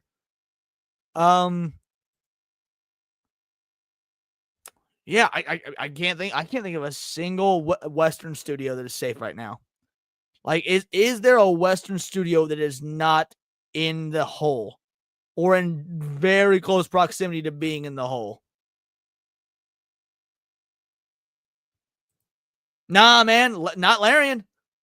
Look, Larian had a big hit with Baldur's Gate 3. Fair enough, but one big hit's not enough to sustain you as an entire company. They could absolutely be ruined because, dude, Baldur's Gate 3 was such a success that if their corporate suits go like over the top and like, oh man, look at this massive success we just had. We need to do a bunch of new hiring for all of our next projects.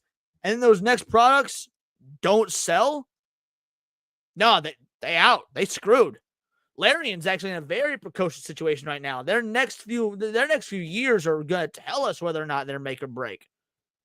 I don't think they're safe. I don't think they're hurting like some of the others I listed, not even near. I think they're in a very nice middle ground, but I wouldn't say they're safe. Again, Rockstar's an interesting one.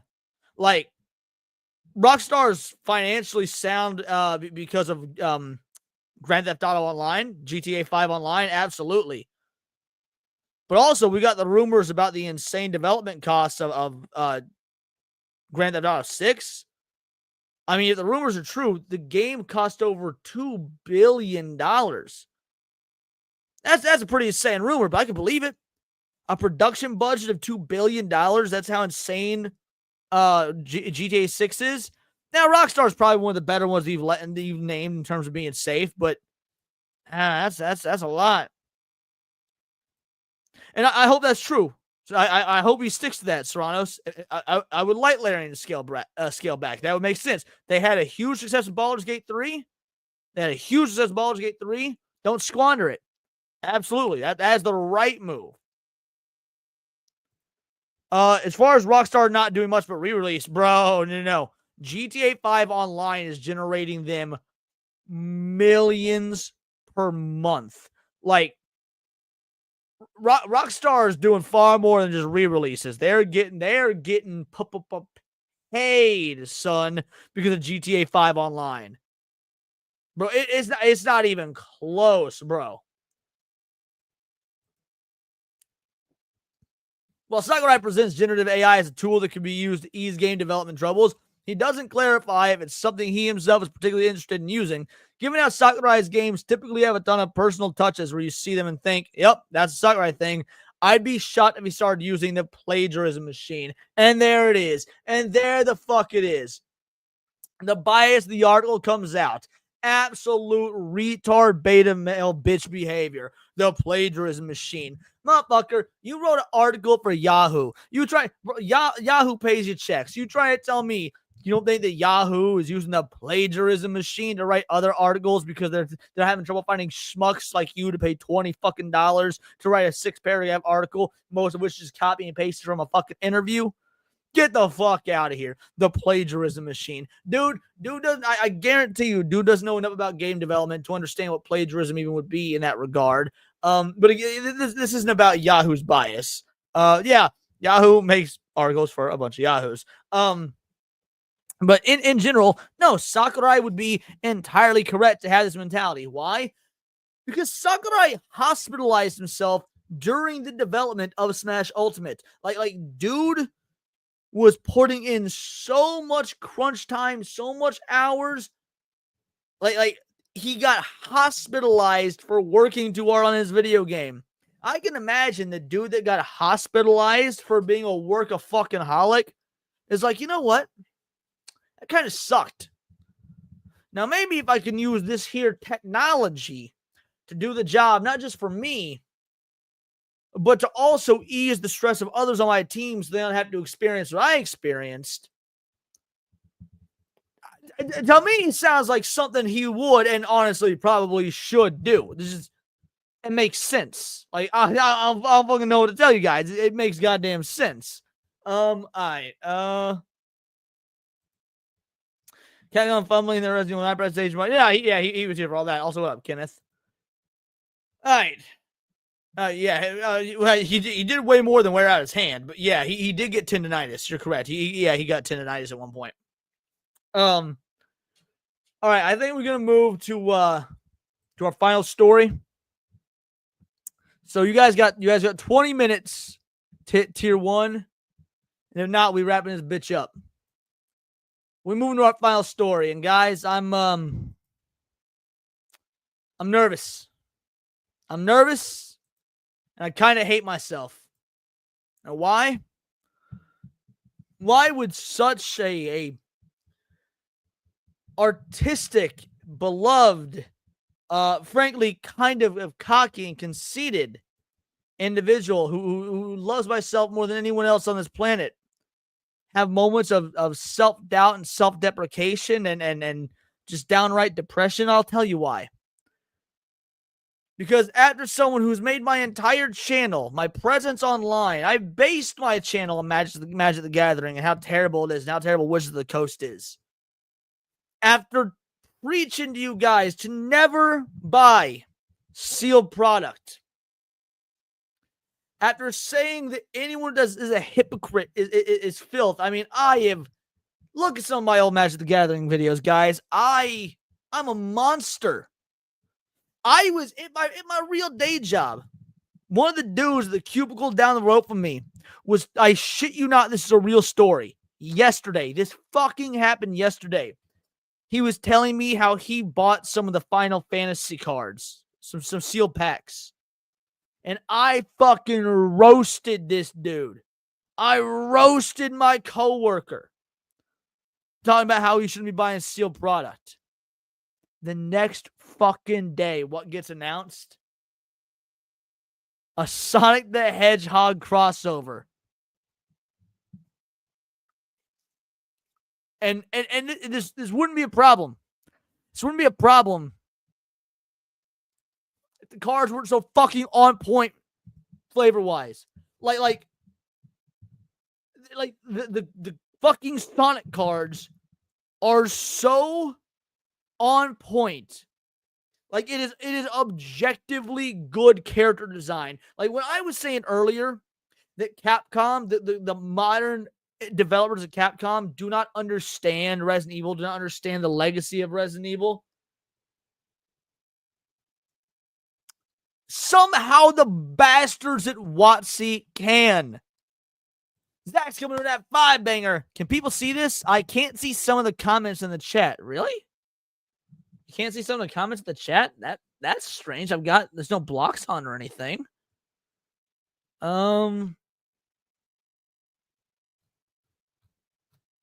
That would be, I mean, that would be awful strange. Is anybody else having that problem that they're aware of?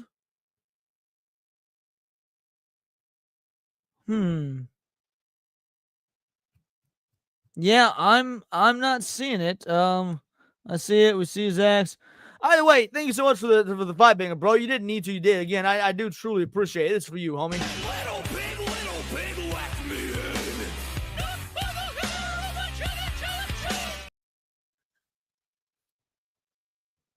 But yeah, guys, these cards are fucking good.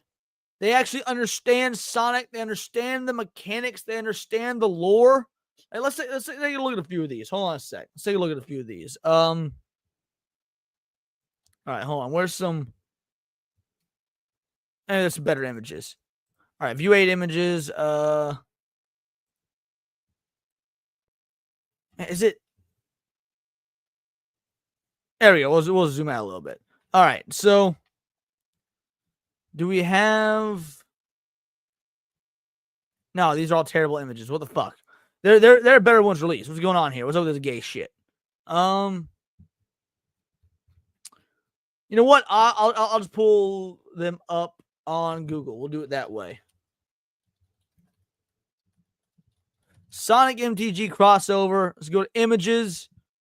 Like, all right, we'll start simple. We'll just pull up Sonic himself, and here's the card. Tell me this is not on flavor. He has haste. Pretty fucking good start. All right.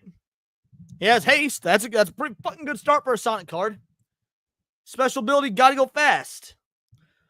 Whenever Sonic the Hedgehog attacks, put a +1/+1 counter on each creature you control with flash or haste. So Sonic attacking makes not only himself stronger because he has haste, but every other fast character that has, haste or flash they get stronger as well because he's the leader. He's inspiring. He inspires all the other Sonic. All right.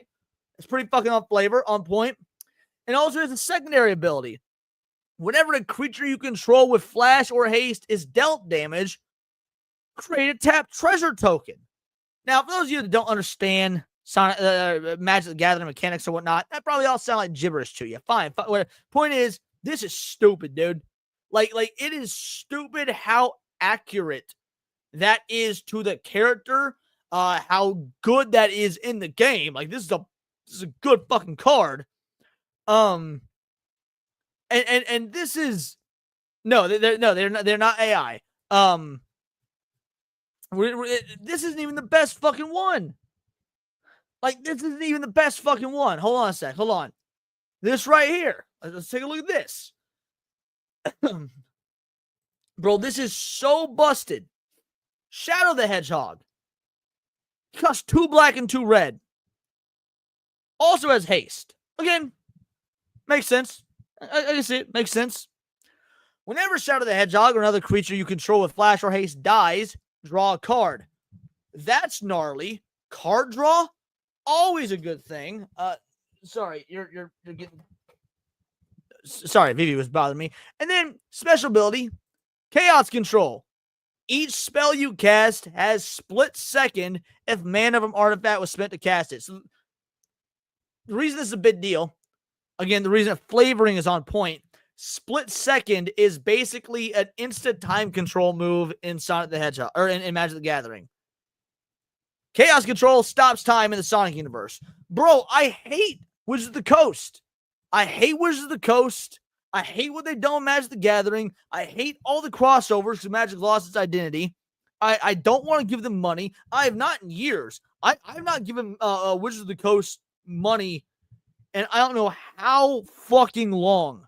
It has been literal years. I started my channel as an anti-Wizards of the Coast channel because of what they were doing with the OGL and D&D, because of what they were doing with Magic the Gathering, and I'd sworn out buying sealed products. However, how fucking ever, this is good.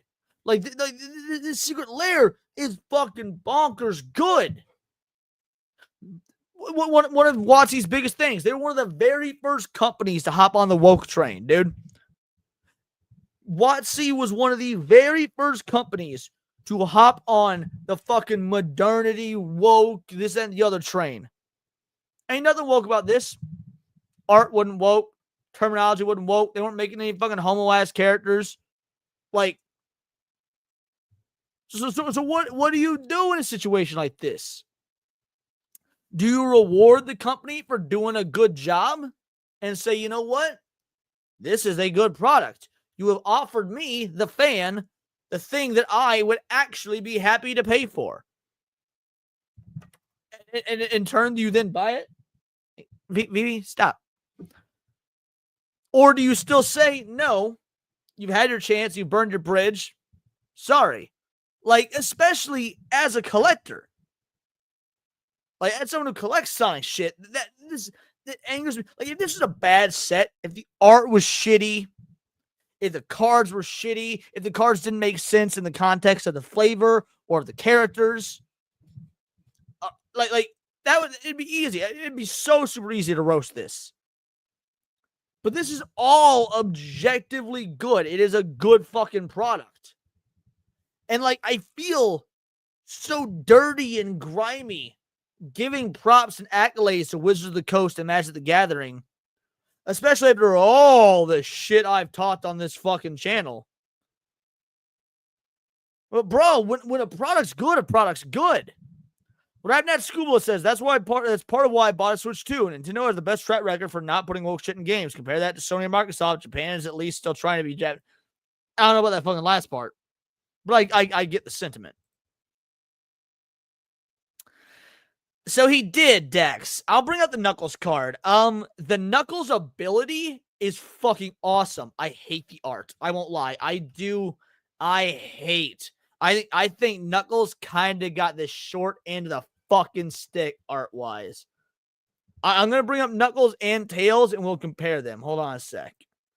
So, And maybe you'll like it. Maybe you'll like it. Fair enough, but I fucking hate it. So let's take a look at the Knuckles card.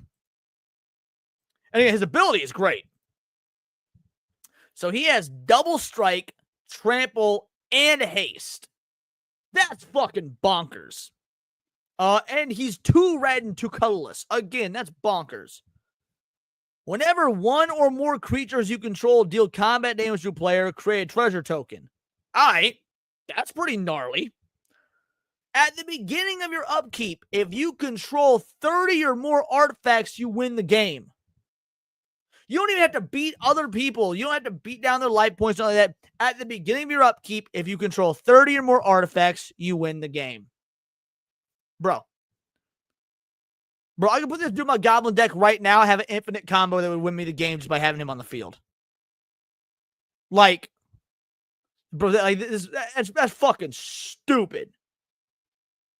But again, I do not like this art. I don't. I think the art for Knuckles looks amateur as fuck. Yes, exactly, Dex. The flavor, the lore implications, them understanding how Sonic works and implying it in these Magic the Gathering cards is perfect. That's exactly what he does. He completes the Master Emerald and just wins the game. That is what they're implying with him getting 30 artifacts. In case like this, I'd buy it if I wanted to play it. You could do that without promoting them. I can't bitch too much about that mentality. Now, you say it's not bad. Tails has the best. Oh, yo, wait, you're talking about his art or his ability, Paul? Because Tails, because Tails has the best art. Bro, look at this. This is so good. Bro, this is so good. He's a Fox Artificer. He has Flash and Flying. Whenever a vehicle you control enters, draw a card. Card draw is always good. If it has draw a card, if it has Flying, sorry. Otherwise, put a Flying counter on it. Like, Tails as a commander is the weakest of the 4 we've seen so far. But his art, his art is fucking top tier. This is the best looking of the 4. And then there's also Amy and Eggman, and that's all the commanders. So give me a sec. I'll pull up Amy. And where's Eggman? I know Eggman's in here. Here he is. All right, open image, new tab. All right, let's see what brush painted. Yeah, dude, the brush. It's so good. I think again. Oh man, Tails got something good. The knuckle art, as you point out, made by an amateur still learning art. Yeah, it's rough. It's rough. No, Vivi, not right now, buddy. Not right now. All right. Pay a premium for Wakanda Knuckles. All right. Now this is Eggman. He also got some of the best art. I think his CMC is too high. His CMC is way too high. We got 2 colorless, blue, red, black, or blue, black, red. Flying. At the beginning of your instep, draw a card. Card draw is always good. But then, each opponent faces a villainous choice. Now, the reason it says each opponent, this card is made for multiplayer. This card is made for Commander, which usually has 4 players, you and 3 others, to play it ideally. So, each of your opponents has to do this at the end of your turn. They either have to discard a card, or if they choose not to discard a card, you, the person that controls this Eggman card, gets to put either a construct, robot, or vehicle card from your hand into the battlefield. Like, you're not even, like, for free. For fucking free. Speaking of what ain't free, Hayden Wayne, my man, coming in with that 20 banger. That Knuckles art is awful. Knuckles is badass. His art should be darker, more realistic, not a light lined, almost pastel style. Tails 3D art style looks all right. I just always like the darker tone stuff. Eggman's nice. My man with a plant. Thank you so fucking much. Let's get you a clip. Let's see. I already used the Sonic one, but you know what? We'll since we're talking about some furry shit right now, we'll do this. I'd fuck one of the robot dogs. Thank you so much, Hayden, my man. I truly appreciate it, bud. Hey man, it's thick. He's costed fairly. Yeah, you think that's fair? I don't know. 3 colors plus 2 colors seems a bit much. If we can go 3 colors for this, I'd have gone 1 CMC. Maybe I'm wrong. Hey, we had 68.90, so we are 32 away from tier 1, and we have 5 minutes left. We have 5 minutes away to the stream unless we hit tier 1, which we are 32 away from. Do with that info as you will. Chilling. Yeah, 8 minutes pretty busted. He has a 3.6 to be fair. And then we got. Oh, hold on. That is not a very good quality Amy. Let me see if I can find a different one.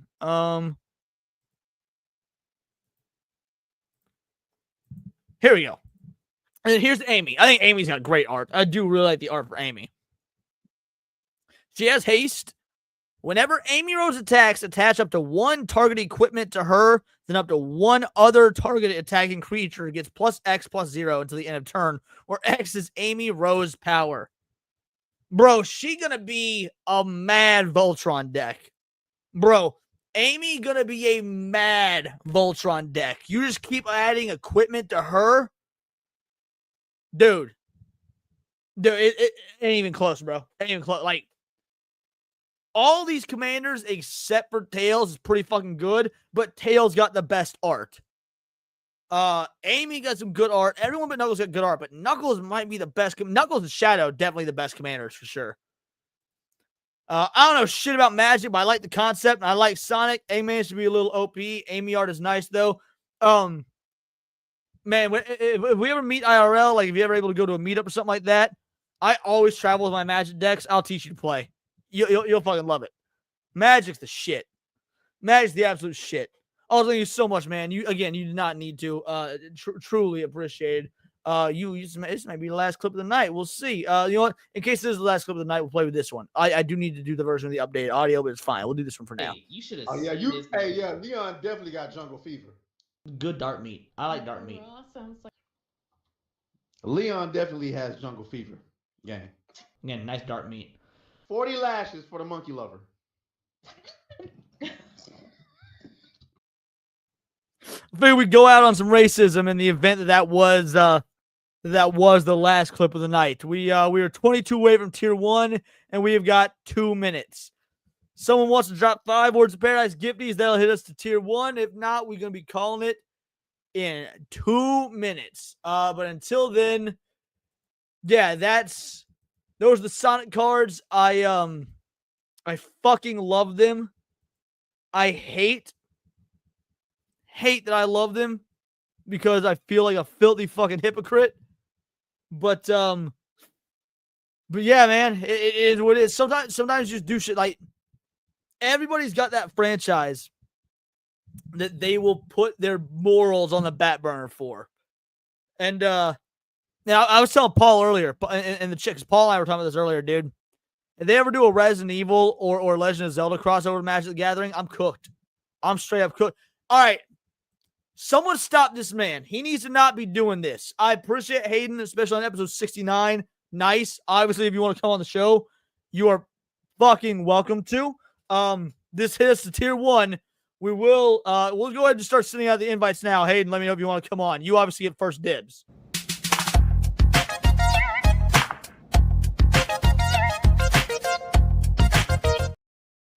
Y'all better give Hayden a big ass fucking thank you. I'm just throwing it out there. Y'all better give Hayden a big ass fucking thank you. All right. Who's got Footfetish got membership? Who got a membership? Oh, Lumi got membership. Nice. Lumi got membership. Hey, fuck yeah. You'll come on with Avatar. You love to see it. All right. I'm gonna start sending out invites now. Once everybody's here, we'll go for an hour, which is good because I had something I wanted to do once the panel happened. If the panel happened, it was a big ass if. We didn't know it was going to happen. I want to get, so I'm going to do some reactions. And I want to get the thoughts of the educated individuals on this panel for these short films that I heard about, but I don't know much about. So Hayden, I'm sending to you first. Give me a moment here. We're going to be doing some cosmic horror. some cosmic horror up in this bitch. All right, let's see. Let me find Hayden on here. All right. There's Hayden. And then let's send the invites to the two usuals.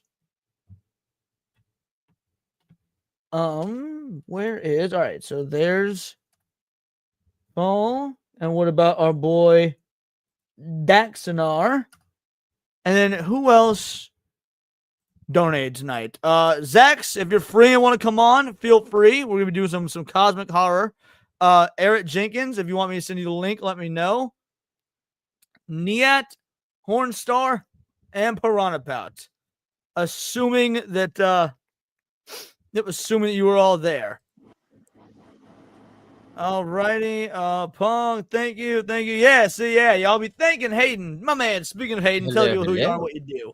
Yeah, I occasionally make YouTube videos. I generally am hanging out with Alec Baldwin's Finger on his channel on Monday and Wednesday, Nerd Wars on Tuesday, and then Late and Gay with the GCA every Wednesday evening at 8 p.m. Eastern. I will actually be with you guys on Monday. I can't wait. Yeah, it's a fun show, dude. We talk video games and yeah. Wait, were you not there the first time I was on? I might not have been. I bounce in and out sometimes, but I've been on. I was on once. Oh man, dude, actually, here's how long ago it was. You remember the when the Indiana Jones game was new? Yes. It was like 2 or 3 weeks after that. I might have been there. I have a terrible short-term memory though, so you know. No worries, but I do know that 2 weeks ago. Oh, go on. I'm sorry. What were you saying? I was gonna say 2 weeks ago, we went completely off the rails, and we just talked about food, and we did the whole: is a hot dog a sandwich? Is a taco a sandwich? For like an hour and a half. Yes, it's one of the best shows we ever had. Dude, well, first time I was on with ABF, I hadn't known him very long yet because I ABF was always like around like in Hypno's chat and in Jeremy's chat and whatnot as just he's just ABF, just Al Baldwin's Finger, he's just the dude. And then he started coming on Gucci's show and I got to know him and whatnot. I was like, oh yeah, ABF's a cool motherfucker. And they hit me up and he's like, yo, you want to come on? I think it was after we had him on TFH. I think that was the very first time I ever had ABF on my channel was for TFH. He's like, I want Dead Internet Theory. I was like, I've been waiting for someone to put Dead Internet Theory. Let's fucking go. And then he was like, yo, you want to be on my show? I was like, I'd fucking love to. And I've been back on since. That was probably, 8, I 9. think I was there actually whenever you were on. I'm so excited to be coming back. I had a blast on Off the Hip. And then on Late and Gave the GCA like a couple months ago. It's a fucking hilarious show. Great. So yeah, I'm so excited to come back. Shrapnel says hot take cereal is soup. Is this accurate? I think that it could technically be classified as a cold soup. The if temperature. you eat cereal hot, you're eating oatmeal, and fuck you. But the temperature, is kind of very drastic. So would that imply soup is just hot cereal? No, because cereal generally consists of grains, and soup can consist of basically anything. Because if you think back to medieval times, they used to put basically anything into a pot and they would heat it over the course of a couple of days. They had what they called like the forever stew, and it would just be the same things always being boiled except for what got served. Then they'd add stuff into it. So soup is a mixture of a liquid and a solid that you eat, right? So that would mean that cereal is soup and stew. Soup is more liquid than solid, and stew is more solid than liquid. Like, isn't that the only differentiation? Sure. But all of it could also be just considered soup, right? So if you have some type of solid thing that you're putting into a liquid, and that's how you eat it, that's a soup. I guess that makes sense then that cereal would be soup by that definition. Now, it's the tacos as sandwiches that bother me. I disagree with hot dogs sandwiches, but I at least understand the argument. I'll accept it. Yeah, tacos. But who thinks that a taco is a sandwich? Come on now. That's too far. People who put cucumbers on tacos might think that. Oh, why would you do that? Yeah, that shit is gross. It sounds like a wrap. Yeah, it's closer to a wrap for sure. It's just you just have to lay the tortilla over itself. I mean, I've heard of cucumbers going way fucking worse places, but oh god, guys, who here is a fan of Lovecraftian? Oh, we didn't introduce for anybody else. It's Hot Ryan and Hayden. Sorry, guys, you're just not as important. Paul, tell the people who you are and what you do. Clearly, we are not. Hayden carried the goddamn stream to the extra hour, so we appreciate that, bro. Yeah, absolutely. I am Paul, Leon's bestie. Yeah, just kind of hang out. Always showing up in the streams, support my boy. And yeah, I like to come on here and participate when I'm available. Homie texted me earlier when I was at work, like, oh, you have to talk about this on NeonLeon tonight. Sends me the fucking Sonic magic card stuff as if I didn't already have it tabbed up, like I didn't already fucking know. He was like insulted. Like, how did you think I would? It was like freaking Eisen and Bleach.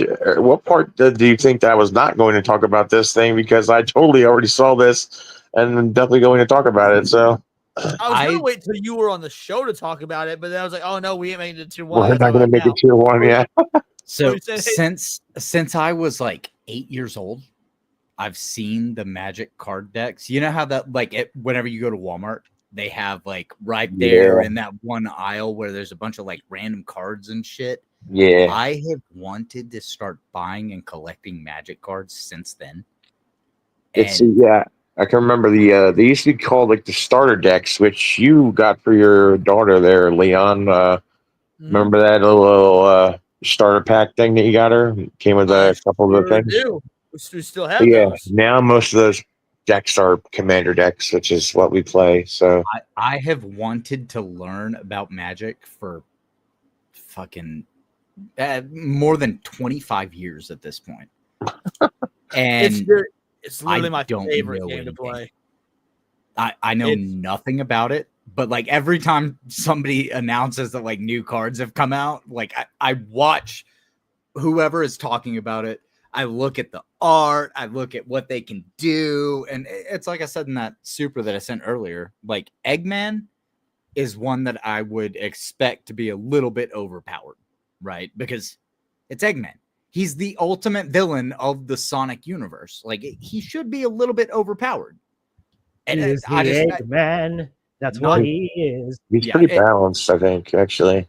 Well, not knowing anything about the game, it's like it sounds like that's a pretty solid move for him to have. Oh, he's pretty solid, but the power creep is going crazy. Like the last, I was about to say, yeah, you want to see overpowered Dax before we do your intro. COVID, I'd say, is when that power creep started getting. Let's go.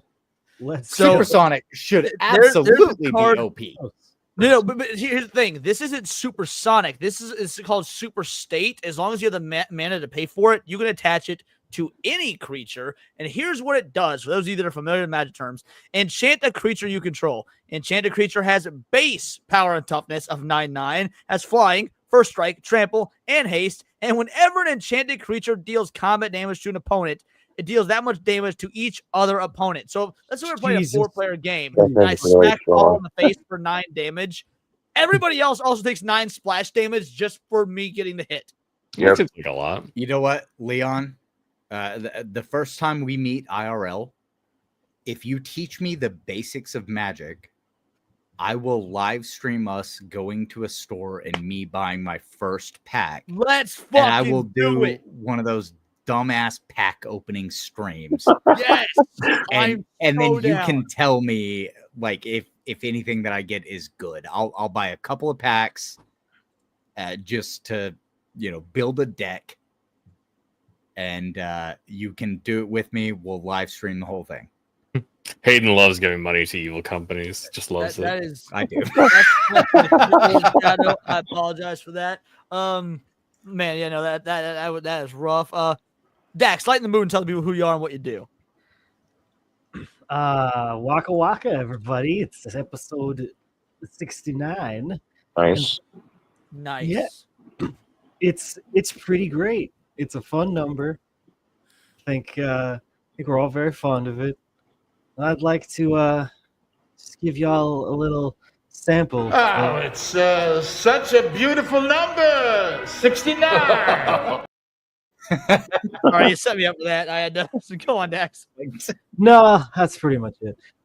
This card is bonkers. Yeah, Yeah, it really is good. Really, really good. it's kind of like a win condition to me. Yep. Also, anybody else? I saw Eric type just in, and I immediately got nervous. I immediately, but then he goes ERDS. Okay. Thank yeah. Hey, don't lump me in with them. I like video games. I don't like card games. There's a difference. What about video game card games? Not really. I don't like most games based on card games. There's plenty of games I do enjoy, but the format is something that just seems or is mostly unappealing to me. I'll still play games that are good, but even something like Slay the Spire, I haven't actually tried to get into it yet. I do own it. No Balatro for this, man. No, I don't really want to play Balatro myself. No. Actually, that like the Balatro type of game more so too is something I'm not really that interested in. It's not really my type of game. I like card games, but they have to have like a dynamic, like there has to be something that can come in and change the entire game. Like I like stuff having power. Oh, and you will like love randomness. Magic, let me tell you, you can go from being in first place to having lost the game in like 6 seconds flat. It's honestly kind of rough. I can't tell you how many games like, oh, I've got this, I've won, and then Paul's done some stupid shenanigans. It's like, oh, I'm done now. Okay. The only thing that I really know about Magic was that what's that that creature that you can build if you have like the 5 cards? You have to have like its arms. That's Yu-Gi-Oh. That's Yu-Gi-Oh. Exodia. I don't play card games. I know what Exodia is. I don't have a. My grandfather's deck has no pathetic cards, Kaiba, but it does contain the unstoppable Exodia. Exactly. Sebrew with a 2-banger. Thank you so much, homie. It says Mo. I don't know what you mean by that, but harder, Leon, harder.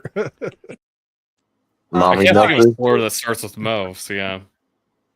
So who here is no, we got Serranos his intro. Serranos, tell people who you are and what you do, and then we'll get into what I want to show. Yeah, I'm Serranos. I like playing indie games. I like anime, and I've started watching movies more often. The last one I watched was The Birds. I watched that today. Yeah. Oh, The Birds is great. Honestly, I didn't like as much as Alfred Hitchcock's other movies. I thought it was nice, but I didn't really think it was as good as many of his other ones. It was great when it came out. Also, yes, the special effects are horrifically bad by today's standards. Speaking of birds, Leon, me, and Brody are making a Chocobo deck. Oh, that's gnarly. That's pretty great. Chocobo deck. So because of the Fallout, the Fallout decks, and because of the Final Fantasy sets, and because of now Sonic the Hedgehog, I feel like if there's 2 more good video game crossovers that come out, I'll probably just do like a greatest hits of gaming deck. Oh, and I've also got the Street Fighter specialty cards. There's only 9 of them, but still, you could probably so I'll probably make like a Smash Bros deck or something. And more so, it seems like the MTG cards are just collector's items more than actual playthings.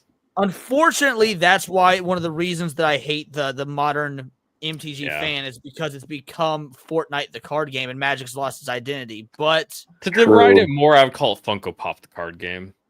Okay. So if the flavor of a crossover works, I'm fine. Like it's crossover D&D. Okay, that makes sense. They're both owned by Wizards of the Coast. They're both fantasy. That makes sense. Also, Magic the Gathering has always had kaiju creatures. When it did the Godzilla crossover, Godzilla, that makes sense because kaiju exist in Magic the Gathering. It makes sense these creatures would be there.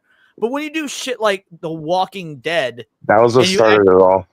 Yeah, The Walking Dead was the very first crossover they did. It's like, this doesn't make sense. This is sword and sorcery. What are we doing with like dudes with guns and? That sounds like 8 years too late. Also, Like just the tone of Walking Dead is so completely outside Magic the Gathering. Yeah, and it was like 8 years too late, man. That too, yeah. Needed to really capitalize on that more earlier if they were going to do this shit. Now, obviously, things like Lord of the Rings and Marvel and stuff like that, those are kind of timeless. But yeah, it's fucking. That was the beginning of the end for so this good with Lord bullshit. of the Rings. Sadly, Well, Black actually, Aragorn at the looks time nice. it came out, the decks they really did do. I hate admitting it, but the Lord of the Rings set was the highest selling set they'd ever had. But Until so much Final that was Fantasy. Lord of the Rings collectors wanting collector shit, not to play the game. And then you have Final Yeah. Fantasy, that's Lord of the Rings based. Yeah. But we're gonna get into to some Lovecraftian horror. I watched I this love video on Lovecraftian horror.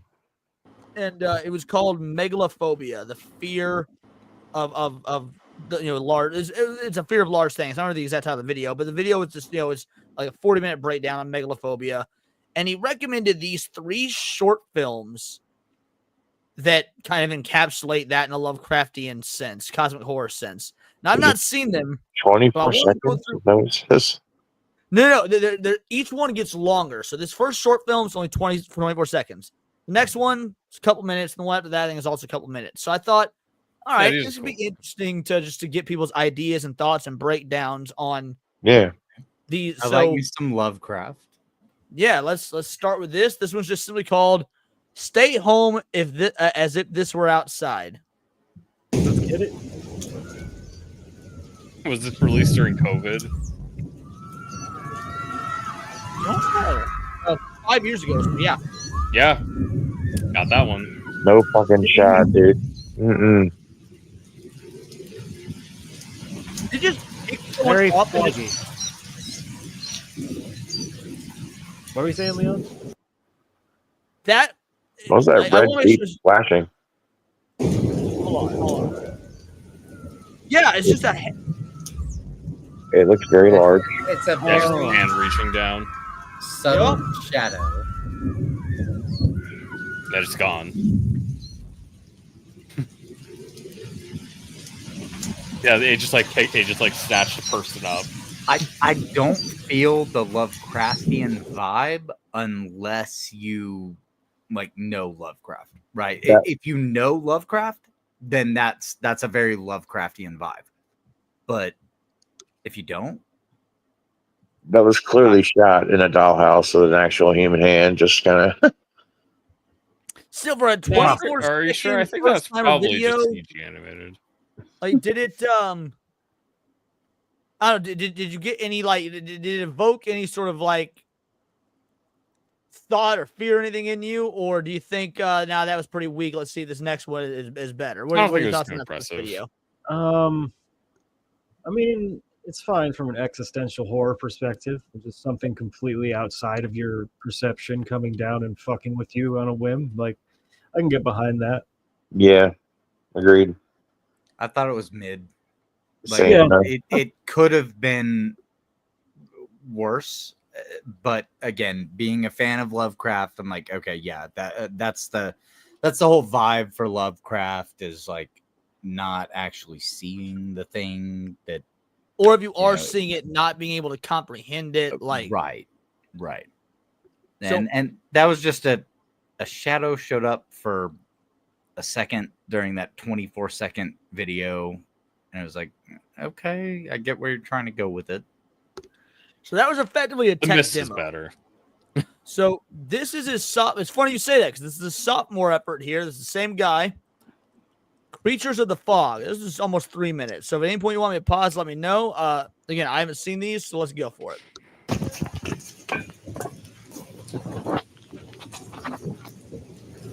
Yeah, it definitely matches the vibe of analog horror. I was thinking that as well. Yeah.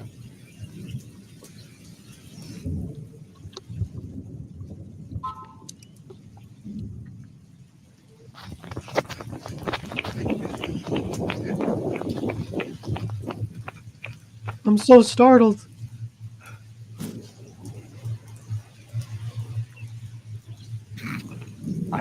I don't like that line. That was terribly delivered, but All right. That was Dax. Did you think that was something? I thought that was part of the video. My delivery was pretty shit. I'll give you that. It was spot on, Dax. I was like, why was that there? Gotta feature acting, Dax. You fucking hired that VA. What an asshole. that was amazing. Let's keep going. It's birds. Oh, nice. New pandemic. Cool. Yeah.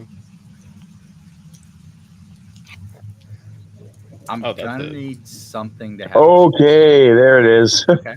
Ew. Yeah, this feels Lovecraftian. Yeah. Yeah.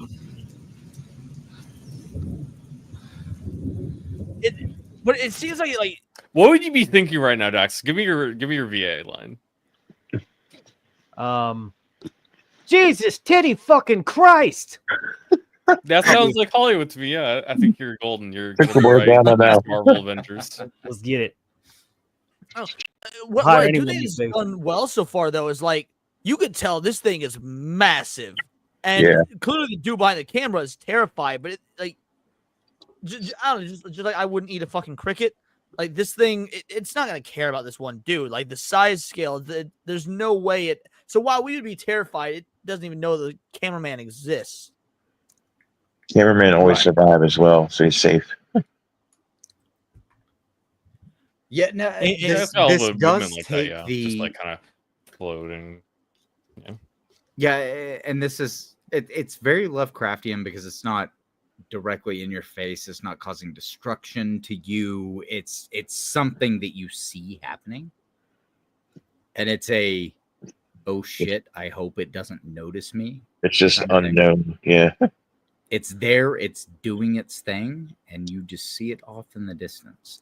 This one is better than the one that we watched previously, where we saw a shadow for what, a second. Like, well, I also love that we can't like.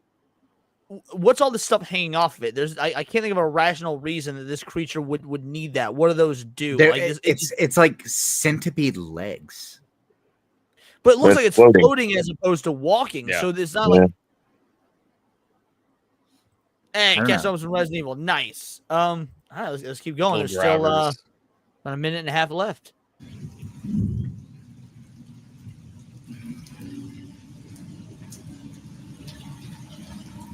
Nah, those are legs. Oh yeah, I think you're right. I don't think it is. I think it is walking, not floating. Whenever you have 1,000 legs, you can look like you're floating in the sky. Yeah, you heard it. Red light again.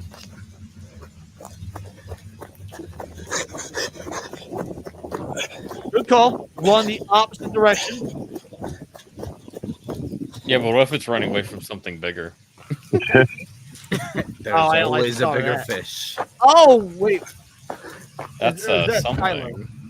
Oh yeah, no, that's a silo. Okay. There's something on it though. Yeah, we're left behind. So I mean, you got to see it like right there too. It's like that. That almost feels like a reality is breaking down kind of thing. Yeah. Right. Oh, see, I was thinking it was kind of like a nest or something, but yeah, I can see what you mean. Like reality is. Yeah, the creature touched it and left some of it behind. Yeah, it feels like the reality is crumbling kind of situation. It's like a piece of it. It gives me a vibe. It's not really Resident Evil, so you know. So it's cool having Serrano's on the show. Like, how you gonna do him like that? It reminds me of Evil Within. You know, it's not quite Resident Evil. You know, that was spiritual successor.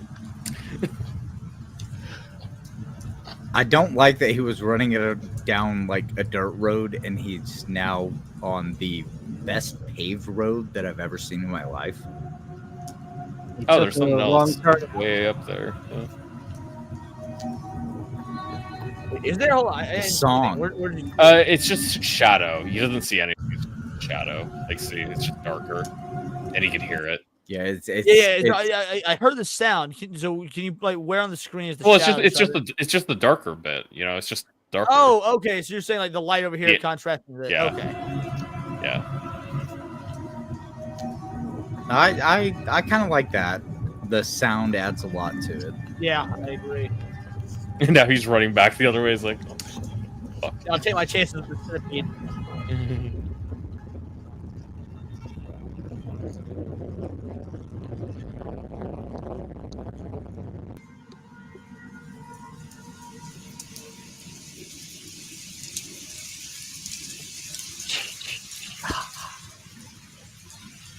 All right, so that's the end of that one. That's fine. That was a fine video. Like I'm okay with it. I'm It's much better. okay with calling it Lovecraftian. Then there's one more in this unofficial trilogy. It's the last one. It's called Creatures at the End of Time. Oh, jeez. Ooh. Because that was what Cthulhu was. For anybody who doesn't know, he's one of the creatures of the end of time. Yeah, I'm not a so huge Lovecraftian lore buff as of yet. I got the entire Lovecraft collection on Audible, but I've not finished it because the entire Lovecraft collection in one sitting is 56 hours long. So I'm brushing up on my Lovecraft, but holy shit, I did not realize how much there was. So I've got a leather-bound book of the Lovecraft series, and I've read a decent portion of it. I haven't finished it yet, but I love the Lovecraft. I have a hardcover book. I think it's just like the 4 main stories or whatever. There's, I want to say, there's Thing of Instruments, 10 stories total. The Call of Cthulhu. Wasn't Call of Cthulhu one of his lesser works, actually, in the grand scheme of the overall mythos? Well, I think it was shorter, yeah. I don't think it was that long. Yeah, it's shorter, but one of his shortest ones is, I can't remember the name of it, but it takes place in the desert in Egypt. And a guy goes into a tunnel that he finds, and there's something in the tunnel, and it goes on for a couple of pages, and he finds out that he's in is it At the Mouth of Madness? Is that the name of it? The Mouth of Madness. Yes, that's it. What was that, Ross? I was just thinking, isn't that the second Cthulhu one, basically? No, that's before Cthulhu. Okay. All I know, Guillermo del Toro is supposedly working on adaptation of it, and if anyone could pull it on in the Mouth of Madness, if anyone could pull it off, it would probably be del Toro. Oh yeah, pulling it on is way better. But del Toro's been working on an adaptation of it for a long time, and he says it's in development hell. But I would love to see it. So, yeah, Creatures at the End of Time, and this rounds it out. Let's go. That just looks like a tornado. I see those all the time. Yep. There is nothing left on this earth for us. Okay. Oh! Yeah. That's a little bit different. Yeah. So it is a tornado next to this thing. Uh-huh. Okay, there's nothing left on this earth for us. Okay. 4 legs and a dangling head. Holy shit, I'm just now realizing how much in the foreground this is compared to the tornado. Yeah. It's way closer than the tornado. The tornado's off in the background. Dude, the scale of that is bananas.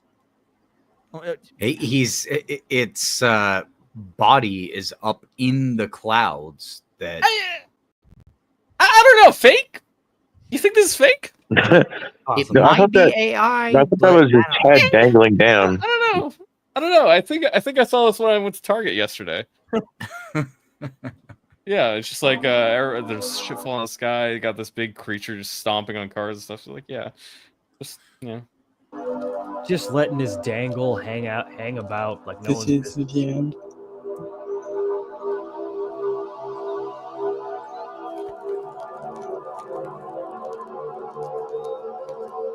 But it's not moving toward the person with the camera, so all right. More birds.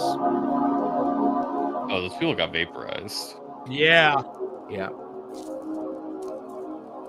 Oh, so that's what the giant eye penis is for. Yeah, His I guess. ass. How did the cameraman survive? Because he had a camera? Probably. Of course. Yeah, that last person got Yeah, vaporized you know. inside a basement. Okay, it says they're here. All right, is this clouds or are we looking it's like a giant We're tentacle? probably gonna get something coming in. Yeah. Yeah, if something comes in, okay. Yeah. Oh. It was the opposite of that, Leon. You're wrong.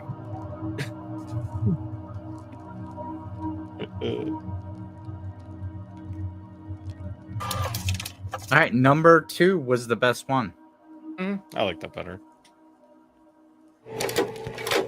Yeah, I like 2 Yeah, and 3. just short little hort. 2 and 3 were both good. Yeah, I have to say it's a lot better than not some, but plenty of other ones I see online. I think this one was like when the moon woke up. This one has over 1 million views. How many does it have? It was asleep. 20 million. Yes, the moon one wakes up. Hold on. This has 21 million views. I think I've seen. Let me see if it's the one I'm thinking of. If so, I fucking love that one. Ironically, one of my favorite. The stupidest things I've seen. Ironically, one of my favorite depictions of this type is actually in World of Warcraft with their old gods, because they're just like almost direct rips of the Lovecraftian things. You know, they're even named similar, like Cthulhu to simulate Cthulhu and stuff like that. Yeah. So I have not seen this. It's not the one I thought it was. Yeah, this came out like 4 months ago or 5 months ago or something. T-minus 4 hours until arrival. Just hold tight until then. So, see, Mystic Vegeta, you know this one's fake as well because we've never been to the moon. I mean, come on. Oops, wrong button. Can we get Buzz Aldrin to come punch Leon in the face? Yeah. You beat Leon's ass. Buzz that. Buzz that to him. T-minus 4 hours until arrival. Just hold tight until then. I hate that they're like not speaking an intelligible language. Well, it's just hard to hear. Man, if we don't get a giant Majora's Mask-esque moon face, I'll be dead. Yeah, me too. You were saying, Dax, It is. its eyes literally just started winking like. After this, I'm gonna. Oh my god! Look at that! Oh, that's fucked. It's a Langolier.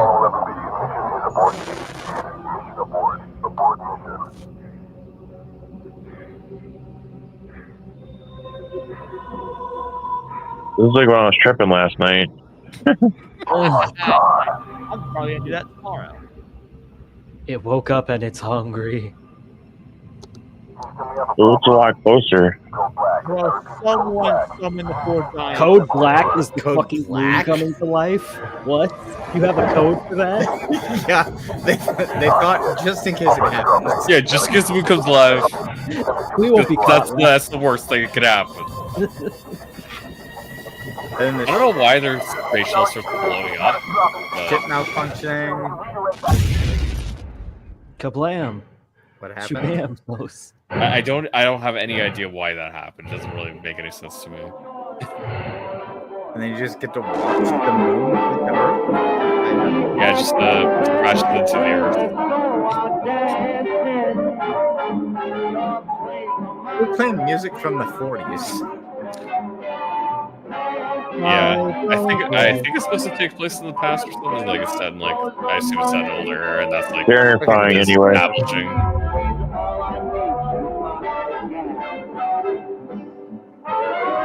That would be the destruction of Earth. Yeah, You think? yeah. They made 3 more episodes of this, and every single episode is the exact same face. Yeah, it's this. Wait, why is the moon still there? No, No, that's other planets. Jupiter, Uranus, Yeah, Saturn. that's Jupiter, right? Yeah, But yeah, that's Jupiter and Saturn and Uranus. Yep. They're coming. but The one in the middle just looks like the moon. That's what I hate about this. Every moon just single crashed. thing in this like series, every single thing, including people that turns like moon monsters, they just have the same face. It's just this face. That's it. There's nothing else. If you made the asset, you might as well make use of it, right? I mean, Yeah, they just animation's they apply this face to every single thing in the show. It's like, why do you not have any creativity in you? I didn't find the moon I didn't find the face itself compelling, and they just repeat the same thing. It's the same. It's all the same. That's what I mean. Horror gets a lot worse. Instead of creepy pasta, it's a copy pasta. Yeah, it is. That's exactly what it feels like. So this might be one of the dumbest things you'll hear me say on the show. Oh, good. This should be rich. But I do truly believe this. And before I go further, I just realized we had some 2 super chats I hit. So Eric says NKEY. I don't know. Let's read all the super chats from beginning to end. NKEY. Between Jenkins and oh my god, MONK Monkey. Oh, monkey. Okay. No. That's stupid. You're stupid. Stop being stupid. You got boomed. Leon. I appreciate you guys. Thank you. Well played, boys. We got him. I do believe the moon is hollow. Like I 100% believe in hollow moon theory. What? Why? I believe the bad guys from World War II are still stationed there. Man, I've seen Iron You can say Sky. Nazis, though. I've seen There's nothing Iron wrong Sky with that. too. I know where she's putting down. Hey, Yeah. Iron Sky level of like they've got a full blown base there because hey, how did we get? Is that why we haven't gone back? Well, I'm just saying the people who got us there are the people that we captured after the war and were like, hey, you're helping us build a fucking rocket. Who knows if they did or didn't before they ended up in the United States. Well, it's like I don't know enough about Nazi on the moon theory. I have to look into that one. But as far as why I believe the moon is hollow, so even the U.S. government actually believe this is a possibility. There's like declassified documents where they talk about it. They're free to read online. Like they're actually CIA based documents, and so many of the tests done on the moon, in like minus 1 or 2 factors, literally scientists believe that the moon is hollow. All craters, there's not a single crater that goes more than 4 miles deep, despite the fact that the moon has less density than the Earth. If it has less density than the Earth, why is it? But yeah, it's like one of the hype theories for where the moon came from was that giant impact theory way back when the Earth was still forming. So some giant asteroid or multiple asteroids pelted the Earth. It formed a coalesced into the moon. Yeah. However, it does not have the same density as Earth. So why wouldn't it have the same density? Its position in the around the Earth is so most moon bodies like in the solar system are no larger. Even the ones that orbit Jupiter and Saturn are no larger than 40 miles in diameter. Our moon is 2,000. It has the most perfect circular orbit of any it's so body. Perfect that it also doesn't change orientation. So yeah, the dark exactly. side of the moon stays dark. Yes. We don't ever see it. Also, because of the density that it has, or in this case doesn't have, it should hypothetically have a wobble that is similar to Earth's axis wobble. It doesn't.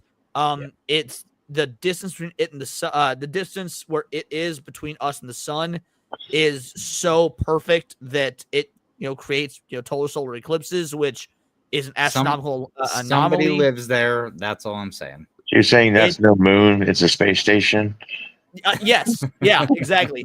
It's kind of crazy the amount of potential reasons there are. Oh, and when we do impact tests on it, which we've done, we've intentionally crashed satellites into the moon to test its density, and it rings like a bell, which would imply that instead of being solid all the way through, like shell. Yeah. I mean, And I can't really picture how it would become how a celestial body, unless it was just literally God's creation, how a shell would become of a celestial body. I can't really picture how that would because it's the interior is a structure. Yeah. Well, I guess yeah. I can't. For me to imagine it hollow, I would have to imagine it's more like a porous, like a cheese in terms of like lots of air, more than just like giant caverns inside the moon. Well, the moon is. How would the moon have more craters than the Earth? They're like, oh no, just more things hit it. Okay, well, now you're going under a 0.01% chance of that. Well, the thing is the atmosphere, because Earth has atmosphere, burns up meteorites. Burns up a lot of stuff. Yeah. But which is true. The atmosphere does burn up the vast majority of what hits the Earth. By the same token, the Earth, the moon is so small by comparison that you would think it wouldn't have near as many impacts as it does. It's how many near Earth impacts do we have on like a yearly basis? Like it's a regular thing. And things just miss us, but apparently nothing misses the moon because it's got craters all over it. People in the chat just making Uranus jokes, and we're trying to have a serious philosophical discussion. Also, I want to mention a actual good horror thing. I've linked the Vita Carnis, the first season or first half of first season of Vita Carnis in chat. Hey.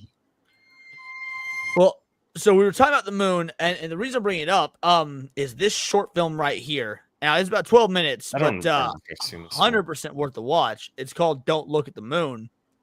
And maybe this will be one of the last few things to do before we wrap. I'm not entirely sure. Depends on how late we end up wanting to go, because I do have to go in the office tomorrow. Fuck that. But watch this. If at any point you need me to pause it, let me know. This is insane. Yeah, it's called Moonstruck. I don't think I've watched this one.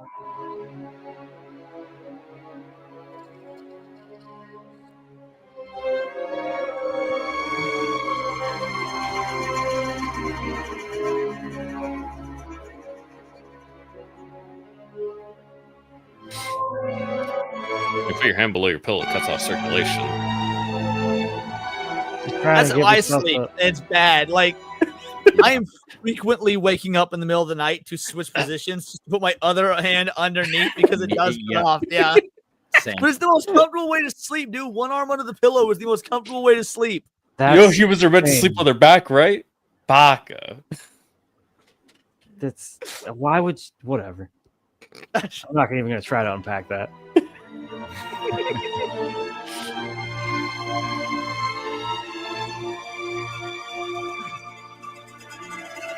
2:13 a.m.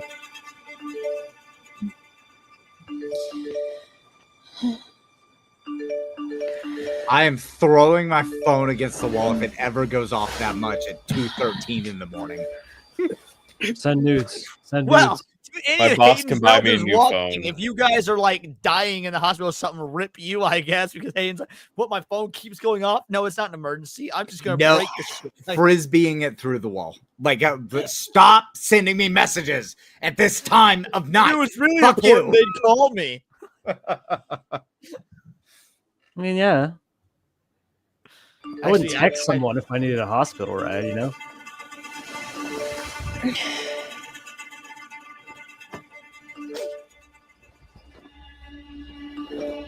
Rod? I'll be watching, but I'll be right back.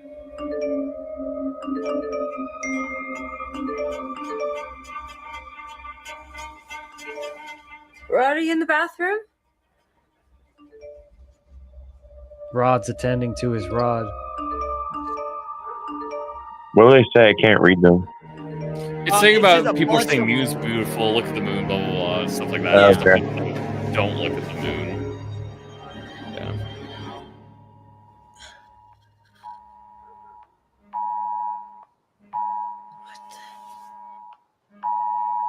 Right. Presidential alert. This is not a test. Alert is being distributed by National Witness Emergency Alert System. This is not a test. Do not look up at the moon. And then, yeah, it's just an emergency alert saying don't. Man, I'm going to immediately be looking at the moon. You'd be dead, okay? Yeah. I mean, to be fair, I kind of get what he's saying. Because, like, if the government tells me not to look at the moon, I mean, I'm going to look at the fucking moon. The government's telling me not to. You can't What trust them. are you trying to I see cover stuff up? like that. I know I'm in a horror scenario. I'm like, probably not. Better not look at the moon. If I see people telling me you need to look at the moon, it's beautiful. Yeah, see the context of that, like if I got all the text and whatnot beforehand saying to look at it, and then I was okay, wait a sec. There's some incongruencies here. Let's just wait this shit out. Is that Dax asking for feet pics at 2:13 a.m.? Damn it. I ain't never done that shit to nobody. He's not Kata. He's fighting the feet pics.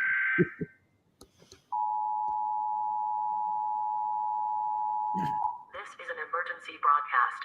Do not look at the moon. If indoors, stay inside with curtains drawn and blinds down. If outdoors, do not look up. Shield your eyes. How are they gonna hear this from? That might show the sky. Get indoors as quickly as possible and avoid interacting with strangers. Rod is 100% looking at the moon. Do not look at the moon. Yeah, I think Rod Further got got. details coming on the Rod got. Or it's just a bait and switch and he's just watching TV.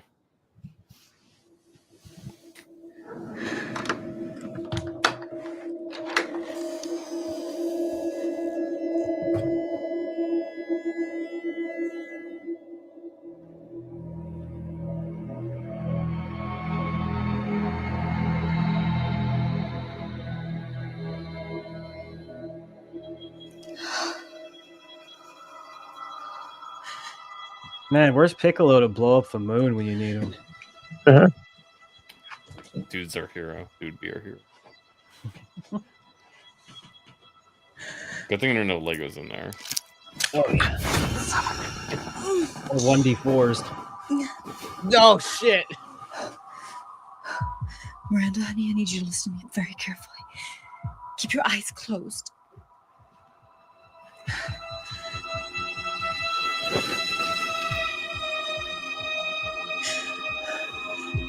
Are they closed?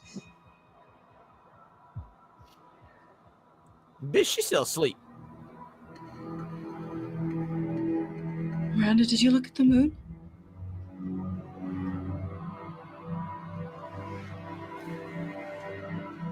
You can't take the rest okay, of the real quick. now. The chat keeps saying, why wouldn't she close the blinds first? Close the damn shades before you wake her.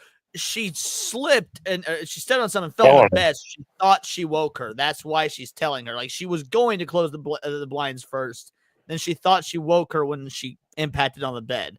Like that was. Wallace that is was right. shown. You can't take the risk. You gotta kill her. You can't take chances. You have to kill her.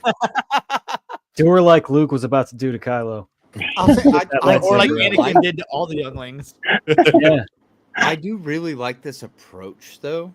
Of Yeah. Like the getting the alert that's like, do not look at the moon. It's very suspenseful.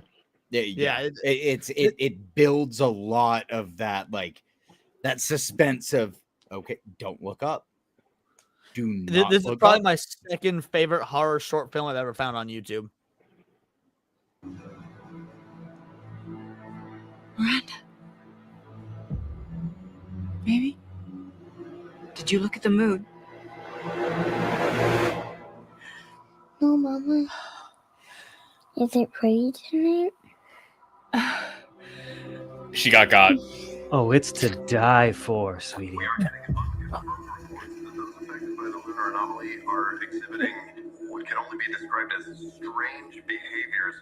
Joan, what are we hearing from our reporters in the field? We are starting to get national reporting coming in Rod? I like this vibe. This actually sets a horror vibe. Oh, so good, right?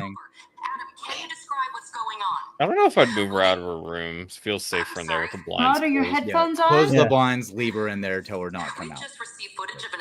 Put her under on- the bed. Put it on a DVD of like the first season of Pokemon. Yeah, put on She'll be Frozen. She'll Yeah. be occupied for a couple hours. There you go. Rod! Mommy? Yeah, he saw it. It's okay. Okay, that was like a scary movie. That's I good. need to go With the talk to alien. Daddy. Yeah. You stay right there. Don't move. That actually killed the vibe for me. Like having the random somebody. And it was the way he walked it's too. not the So person matter of walking factly. that kills the vibe. Oh, sorry. Go for it, Dex. Well, it was the way he walked. It was so matter of fact. Like, I'm going this way now. Like, Well, there is a reason for that. It was the sound effect that's the problem for me. The sharp note. If you had done it with no sound, just had the guy walk, I think it would have been more effective. Yeah, that's been the weakest part. So yeah, far. yeah, maybe so. But because at she's the gonna, same like, time- the girl's gonna make a sound anyways. Like that would be startling. But my problem is if he's somebody that looked at the moon and something made him like, a killer, why did he not turn toward the two living people that were on the staircase? He just ran like toward presumably the kitchen or the back door. Like I think he was looking at the moon. It's just then everybody would be running outside to look at the moon. Yeah, I don't know. It's just Steve, that about halfway through. She told you to stay there. Damn it, Rod, dumb this bitch. better not be one of your sick jokes. Damn it, Rod, why are you being so creepy? Why are you being so critiquing of my stand-up? He's staring at the fucking moon. What do you mean? No, you should come away from there. They're saying there's some kind of an emergency, something to do with the moon. You don't have to worry about that, Liz. He better not have the You don't stupid have to moon worry face. about anything. Just come take a look, you and Miranda. You'll be glad you did. It'll make me happy. Rod, they said they Just come look.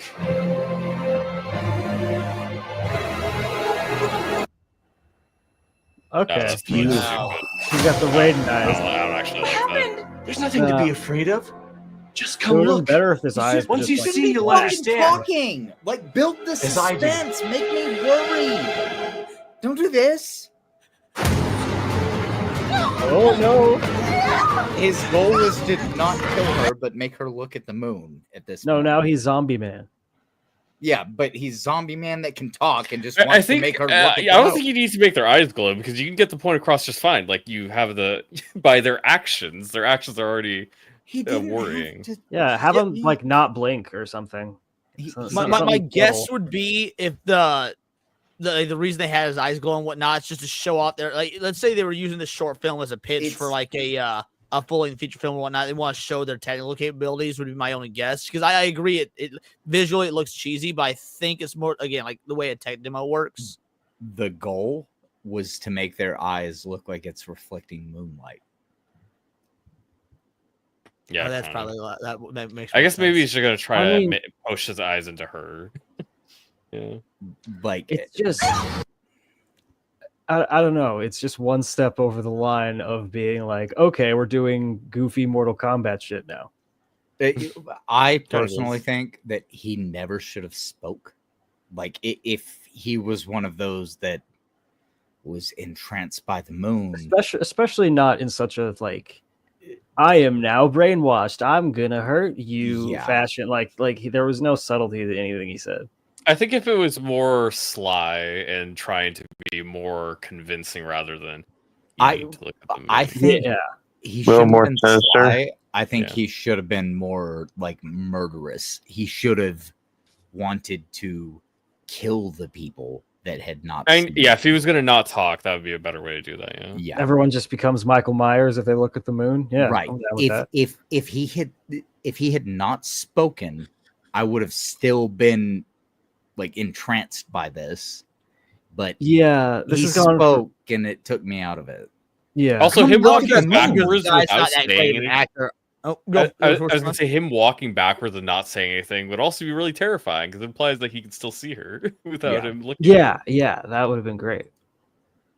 But the whole come look at the moon, like that was the thing that took me out of it immediately. It's beautiful. Come look at the moon. I'd say they have a chance to bring it back, but they gotta nail this landing. Yeah. You gotta nail this moon landing.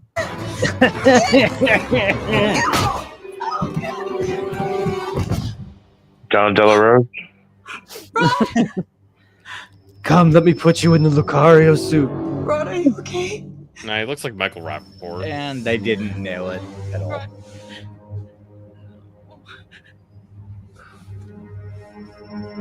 Unless he starts doing the 28 How do days you later. trust me? No, but no, he's speaking.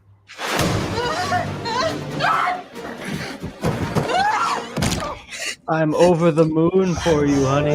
God damn it, Dad. I bet that hurts.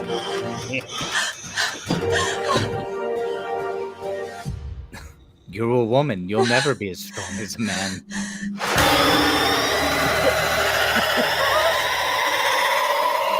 Yeah, they lost me again. They lost me. Just look at the moon. You'll be glad you did. Yeah, oh, yeah, that'll stop him. Go out the window, bitch. Outside where the moon is? She has a kid that she also needs to I know, she abandoned. That's my favorite thing about this. Yeah, she just ran in there and just like looked at the moon. Miranda. She definitely did. Miranda. Yeah. It's mommy, honey. Baby, it's mommy. Did you look at the moon? Did you see it? Her eyes blue, bitch. I need you to open your Right? eyes. Okay? Sis. You made like one Open rule your for the eyes. moon looking thing and you already forgot it. Hi. Okay? You okay? There she is. Are you okay? Okay. And there's a moonlight like shining on them. The window's just open. Yeah. Yeah, I think it's looking at the moon itself, not the moonlight. Yeah. It's gonna keep you safe, okay? Can you I'm close thinking, your I don't know how he saw the Close moon tight. from like the living room window. It didn't look Well, like he could. was standing at the back door. You can theoretically. The look thing through is, the it looks like blinds. there's a big overhang. That's what I'm thinking. Yeah. This still makes more sense than a quiet. Okay. You should be quiet. Okay? And it's more logically consistent. Yeah. Yeah. Bird box. Yeah.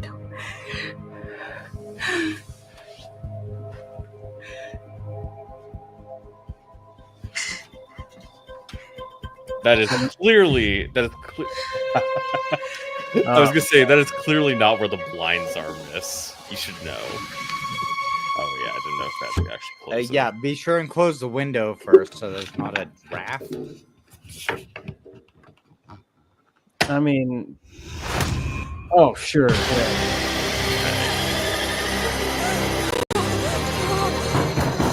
Sissy! Where's the kitty? Come look at the moon. It's so They're just knocking. Hello? Can you open the door? I think it would actually be scarier if they weren't even trying to force it like right now. It'd just be like, we're just gonna wait here. Yeah. Yeah, The moon's I gonna agree. stay there. The silence would go such a long way. It's just like, what the fuck? They're just gonna sit there. They're not gonna leave. They're gonna wait until you look at the moon. you can tell- you have to eat, you have to leave eventually. You have to eat. You have to pee. You know. But you can tell that like they just have their eyes open because that's the only thing that would be glowing outside of Yeah. the door. So their eyes just glow after they look at the moon. It's such a weird concept. Like this could have been so cool, but I think it suffers for. I think the concept is still cool. The execution obviously is gonna, it does have some issues. And I've heard the concept before, but I've seen a lot better done, and I've seen a lot of stories do it better. See, maybe I'm just uninitiated because I've not seen a whole lot of, the moon turns you into it puts you in a trance sort of stuff. Maybe not exactly that, but just like similar think ideas of like if you look at it, you die. Don't look at X thing. Yeah. I think you're right. Like it's a very cool concept. The execution though is terribly lacking because like I hate that their eyes start glowing and It just became discount they live. Like yes, I haven't even watched They Live. They Live's good. I recommend They Live.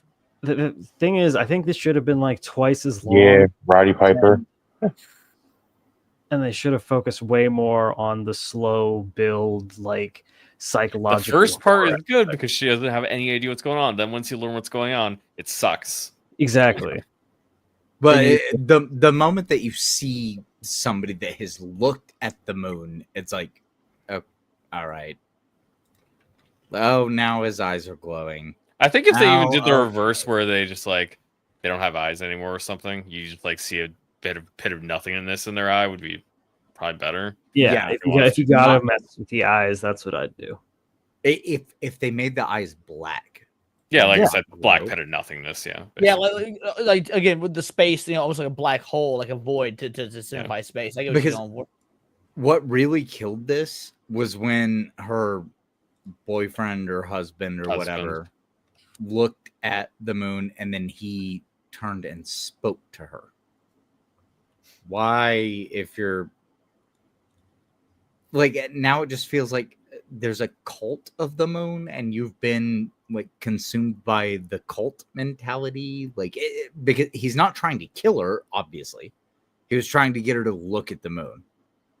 His Cult of the method of Moon trying sounds like his a method of plastic trying to get her baby. to look at the moon was like a mix between using force and like trying to convince, but neither were like full fledged. Yeah, it is very strange because like you would expect that once somebody becomes infected with that thing, they would want to kill or want to forcefully indoctrinate, not do the just Hey, come look maybe you at should it. look Trust at me, it. you'll like it. It'll be Yeah. better. Like that was so weird. It took me out of the experience That's completely. why I tell the ladies, just look at it. Look at it pull together in the last 2 minutes. Yeah.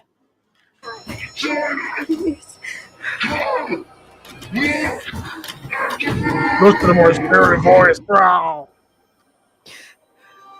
You could shoulder that door and just take care of that. Yeah, I could get through that.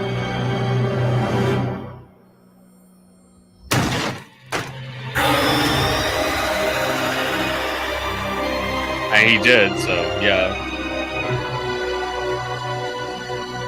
That's it? Yeah, I didn't like it. Oh, weak. No. Super weak. Leon, There's you a need to watch Forbidden lot Furnace. Apparently, you don't actually have any good horror content in your life, so Yeah, no, that's it. anything. We're in the Discord. And I'm More like, like- yeah. More like Alan saw wrong. Yeah, there was a lot of potential there, and there were a lot of missed opportunities, and it kind of fell flat for me. We don't have 32 minutes to watch this, but I will throw. No, right now. I'm just saying, like, yeah. Take that. Goonstruck, Rabnat says. Goons, god damn it. It stinks, the critic.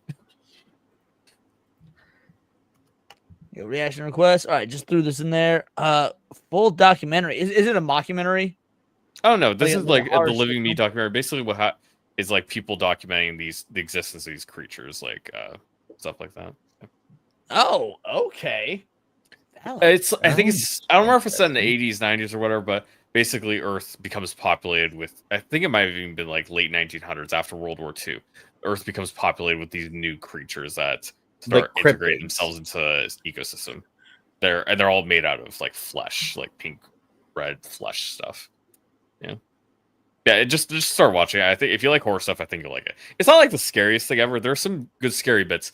Mostly it's interesting creature design, interesting world building. I am a big fan of horror, and I think that the world building is something that has to happen. Ironically enough, one of my favorite movies is Cabin in the Woods. Like there are definitely some scary moments of it, but definitely it's great movie. more story focused. The Joss Whedon flick. Yeah. The way that they build that, and they go, okay, yeah, this is some weird, goofy thing where we're trying to appease elder gods, and like the way that they build that up, I really enjoyed that movie. Oh yeah, I'll post it again in the chat if you want to check it out yourself. Literally best. No, I put it. I threw it in the react request. Yeah, you put it in your Discord. I put it in the chat here too. If anybody else wants to. Oh, okay, gotcha.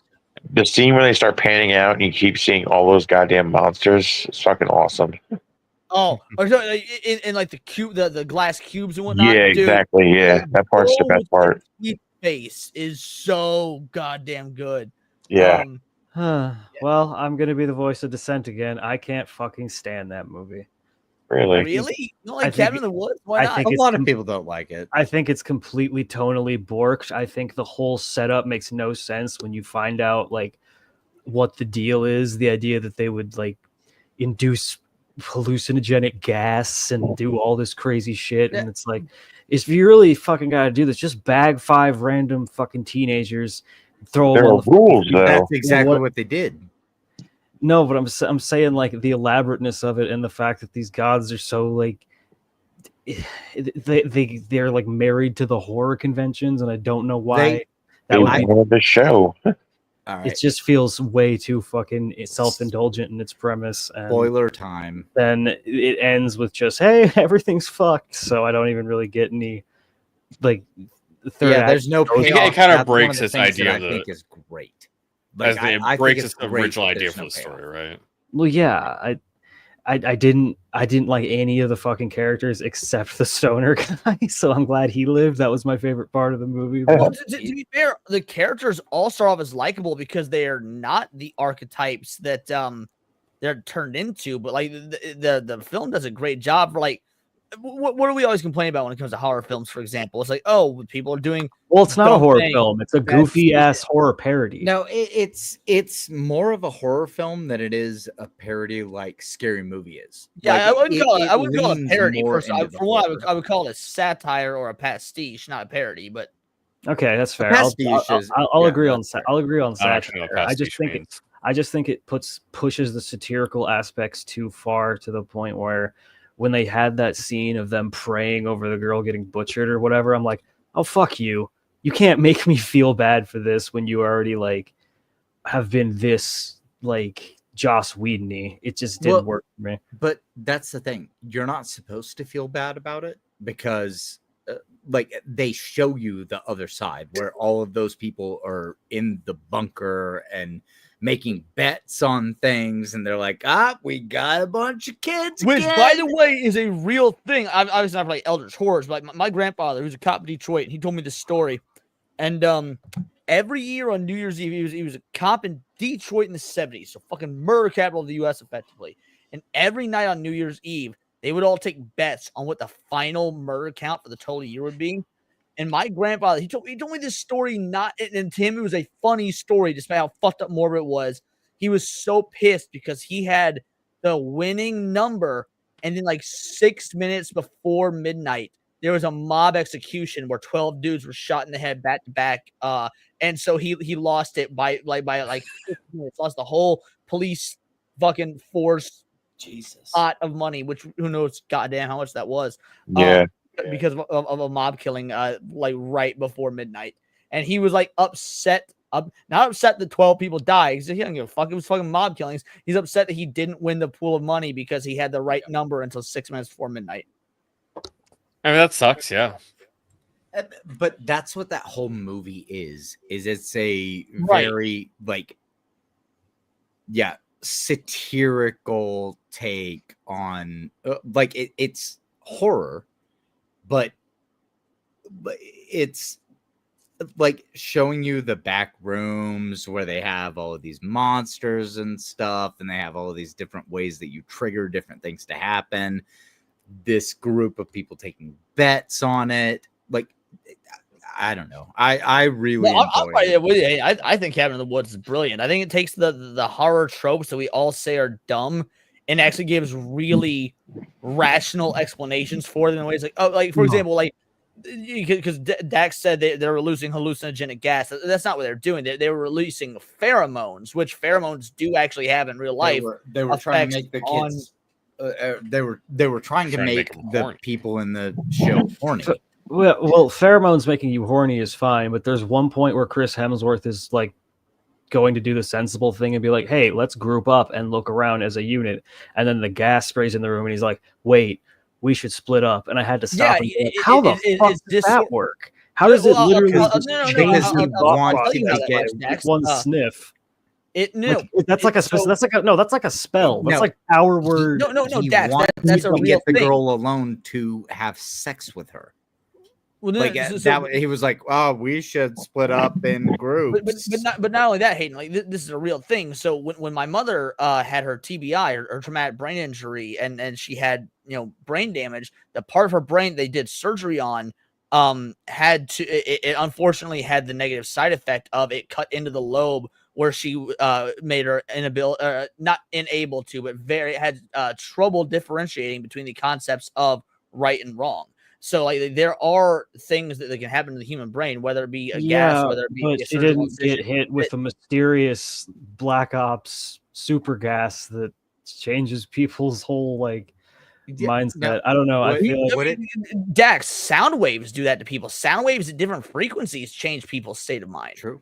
I mean, there's been tests that have been done on this since like 1967, where different frequencies and at different decibels, even inaudible ones, will literally take people from. Okay, here's my problem with it. Less so than the mechanics of how they're able to do this. It's the characters after a certain point become null and void because they have no agency. They have no will of their own. They're just being led around by their people. I know it's the point. It sucks. There's no one to root for because there's no one who has any effect on anything except for maybe a main chick and stoner dude. Like, see, okay, so I think there's your problem though. You're trying to look for characters to root for when I was rooting for the Elder Taurus. Not gonna lie. Well, then it's a great movie if you just like. Yeah. Which look, not every story is necessarily about rooting for characters. Like some story is about most of the mystery. Like how is XYZ happening? Let's figure. Like watch a I guess like World War Z is an example of that, right? Where it's more about the world and the state of how this thing affects it rather than a singular exactly. Yes. Okay. I personally look at it as that's a film where there's somebody controlling the other side of it. They have these creatures in these cages. They try to figure out, the plot of the movie, but it's very much whenever they release the pheromones, pheromones control people. That's what we operate on basic human instinct.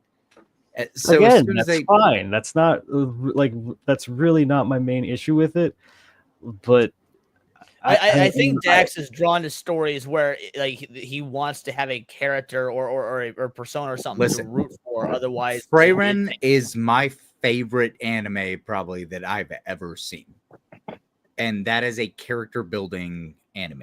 But mine's Fern, who has no fucking character. But I love that show. Like I love the characters, but I don't know. Cabin in the Woods is one of those movies that just the way that they tell the story from both sides and that there's people controlling it, that there's a sci-fi aspect to it, which is honestly brilliant. There's too much shit in it. It's just all the things. It's all the ideas. And I think that I understand that works for, I mean, hell, I like Everything Everywhere All at Once. And that movie's bonkers the fuck insane with its concepts. I just think it's more thematically consistent. I don't know what I really get out of Cabin in the Woods. It's a fun ride, but it doesn't really do anything for me. I don't know. Cabin in the Woods to me just tells the story that you see from every horror flick, but from both sides. And that's the thing. I'd rather it just focused on the people's reaction, because once you get the perspective of the assholes behind the fucking curtain, then it's like, oh, I know exactly what's happening now. There's no real tension because there's no mystery anymore. So I'm just watching these guys get led around like fucking chess pieces. And I'm so Dex, what you're referring to, which is fine. What you're referring to is deconstruction, and while we use deconstruction as a negative thing, way too much. Well, that's the thing. I would list that movie. Sorry. Yeah, so we look at deconstruction as a negative thing nowadays because we've seen so many writers do things like what they did to Luke Skywalker in The Last Jedi, for example. And it's deconstruction done lazily. It's deconstruction in a way that destroys the characters. The whole deconstruction is not inherently negative. There is a way to deconstruct and it work as a benefit. Paul, what was that Sylvester Stallone movie you and I watched where Sylvester Stallone was the superhero, but he turned out to be the Good Samaritan? Good Samaritan. The Good Samaritan is deconstruction done right. Now, it's not the most clever movie or anything, but it's good. But point is, there is a way to properly do deconstruction, and I think Cabin in the Woods does deconstruction the right way. Now, deconstruction is not going to appeal to everybody, but by the same token, you can't deny it at least does it. If it's going to do deconstruction, it does it the right way. It's just so on the nose meta for me. It kind of feels like a nostalgia critic video in that way, where it's like, this is what we're doing. Isn't it funny? Like, I don't know. Maybe I'm just an asshole. Well, but it should be, because as a satire / pastiche, it is supposed to have that an air of comedy to it. So, yeah. And again, like, this is coming from somebody who really liked the end of Avengers Infinity War, and I was hoping that was where it was going to end, where like all of the Avengers died, and that was just it. Like, it was done. I wish the it was blip over. mattered. That'd be better. Did I you wish just throw a cat? Huh? Did you just throw a cat? No, I didn't throw him. I just placed him over my TV. Cats, you can. It looks listen, like you can throw cats, and they'll be fine. Yeah, Sounds like Happy my Gilmore bed over is here. right behind the TV here. I just plopped him onto the bed. He gently tossed him that direction, and the cat landed on all of his feet, and it was fine. Poor Val. I will agree with Crazy Felis here, though. Deconstruction is a trope, and like every trope, it turns into a trend. It gets overused and misused ad nauseum. The only caveat I would say that is tropes are not inherently bad. It's how the trope is executed. And like the problem is when you see a trope so much, even if it's executed properly, a lot of people have problems accepting it's been done properly because there's such a bad taste in their mouth from all the times it's been done improperly. And Cabin in the Woods was one of the first movies that was like, you know what?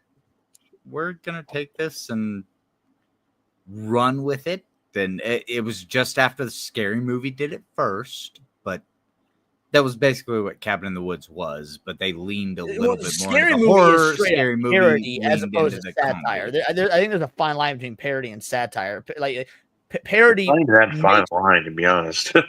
What'd you say, Paul? It's not even that fine of a line when you consider how crazy over the top Scary Movie and stuff was. Yeah, Right. that's yeah, why I I'm say saying the concept of parody versus satire itself is a fine line. that's why I say Scary Movie leaned more into the comedy, and Cabin in the Woods leaned a little bit more into the horror. But it was like an existential horror. I heard they're making a new Scary Movie, actually. They're bringing it back to They Wayne are making a Brothers new and stuff. Scary movie, yeah. Yeah, so Oh, it should it's be gonna good. suck. Bring it back to Wayne Brothers and stuff. Should be okay. Yeah. Wayne's Brothers are coming back. I if anything's not gonna suck, I'd say it'd probably be that, because like they've talked about how they're against the current state of comedy, how you can't make jokes, things like that. Like they're very much, if what they're saying is true, they're very much aligned with us, and they think that there's been an oversaturation of political correctness. People aren't allowed to make jokes anymore, things to that effect. Yeah, that's all fine and good, Leon. They also wrote fucking A Haunted House. So I don't know if they really can do it like they did back in the day. A haunted house. Exactly. It's just a throwaway, like it's essentially a Paranormal Activity parody. Like, invisible shit shows up in the house, but it's just Wayne's brother comedy the whole time, and not even good Wayne's brother comedy. Like I really like like the first two of Paranormal Activity. Yeah, I'm a big fan of Paranormal Activity. I like the first two. The first Haunted one? House is 2013. That's 12 years ago. There's been time to learn and grow. The first Paranormal yeah, Activity, or though, degrade, as the case may be. What were you saying, Hayden? I was just saying that the first Paranormal Activity, the first movie, amazing. After that, they started getting weird, and then That's why I said I only like the first two, really. I also felt like you had to strain your eyes a lot. Like you're trying to look everywhere to see where the fucking thing's going to come from, Well, see, that wouldn't be such a problem if the thing ever came, but it doesn't really until the very end. Like it tries to put you in this heightened sense of anxiety. And to be fair, maybe if I was in a different environment, it would have worked better for me. But me and my granny grew up watching horror. Well, didn't grow up together. I was just my granny, but like I grew up watching horror films with my granny, and so because her and I were kind of able to call everything that was going to happen, even watching the original one, I was like, oh man, it didn't quite hit the way I wanted it to. But I will say it's better than Blair Witch. I hate Blair Witch so goddamn much. But that being said, we do got to wrap up because it's 3 a.m. my time, and I still got work to do on a video that is going to be a very long and arduous process. I'll explain more when I give my outro. But first, let's start with Serrano. Serrano, so the people who you are, what you do, where they can find you, the whole nine. I'm Serrano's. I have a YouTube channel. I have an X. Don't really post on either very much, but I do have those. You can find me in Leon's Discord. I like playing video games, mostly indie games. I like watching anime. I watch a decent bit of anime. Yeah, that's about all I do. We got My Dress Up Darling season 2 next month, baby. Oh, yeah, I I just finished watching the first part. Yeah. Oh, what do you think? I have not finished it I thought it was yet. really good. I watched either one of Dress Up Darling and Couple of Cuckoos. I only got 3 episodes into Couple of Cuckoos because I thought that one sucked, especially compared to all the much better romance anime I watched, just like Dress Up Darling. I like their dynamic a lot. I think Marin's really nice. She has a sweetness about her. She already knows she wants to marry Gojo. She loves him. Stuff like that. It's really good. Cute. My man. Dax, tell the people who you are and what you do. Hey, everybody! All the vital idols across the world, whatever country you happen to hail in. Sorry if it's not the U.S. because we're #1, baby. But man, first of all, obviously, thank Hayden so much for being a G, getting us the extension. It's been great. One of the tightest panels I've ever been on. Y'all are killing it. And oh shit, yeah, before I forget, let me just shout out our supporters for the evening. We got Piranha Pout, Free Stream Legend, thank you, girl. Hornstar, 05, Film Comics Explained, thank you, Niat. Eric Jenkins, the Rapid Fire 2 bangers. We got the Zaxman, Big HW Hayden Wayne, thanks again, bro. Seabrew, Brewman, thanks much. If I missed anyone, take it up with me in the comments. And before we sign off, I looked up some lyrics to one of my favorite songs, and I think it's relevant to the night, so I'll leave you off with this one. Let us be gone, our quest is lifelong. It's a sexy destiny, so let's rock the fuck on. 469. The lyrics is 69, top 3 favorite NSP songs. Oh, bass, Dax. Paul, the IRL bestie. Tell the people who you are, what you do, what you got coming up, the whole 9. Not much.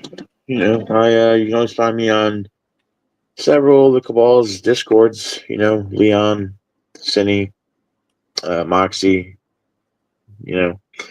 I'm you can also usually find me in some of these streams, most especially Leon's. Countercast, Tinfoil Haters, and NeonLeon.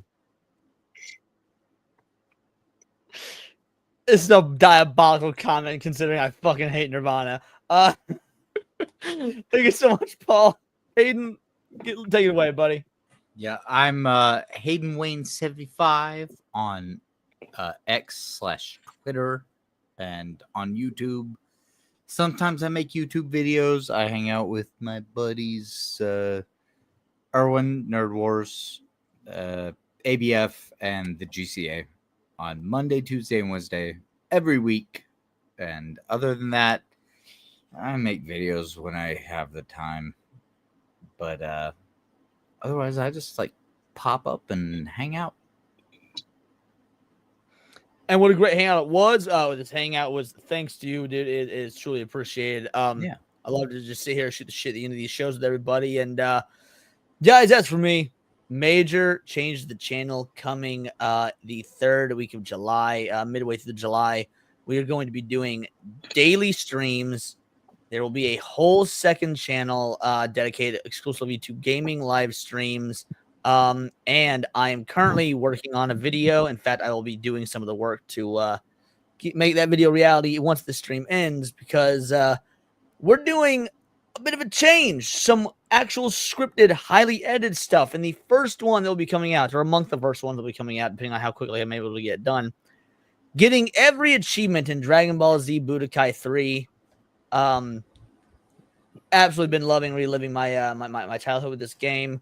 We're 39 out of 98 or something achievements in. It's been a blast thus far. And beyond that, just Make sure to watch out for the gaming channel. Make sure to watch out for the streams. They're going to be the daily streams will start being around the lunch hour. I'm thinking calling it like lunch with Leon, Leon's luncheon, something along those lines. Very similar to what we do on NeonLeon, but during the day, during God's hours. And beyond that, thank you to everybody who donated. If you couldn't or you know are unable to, that's a-okay. We just appreciate the conversation. For those of you that do, thank you so much. It makes this possible.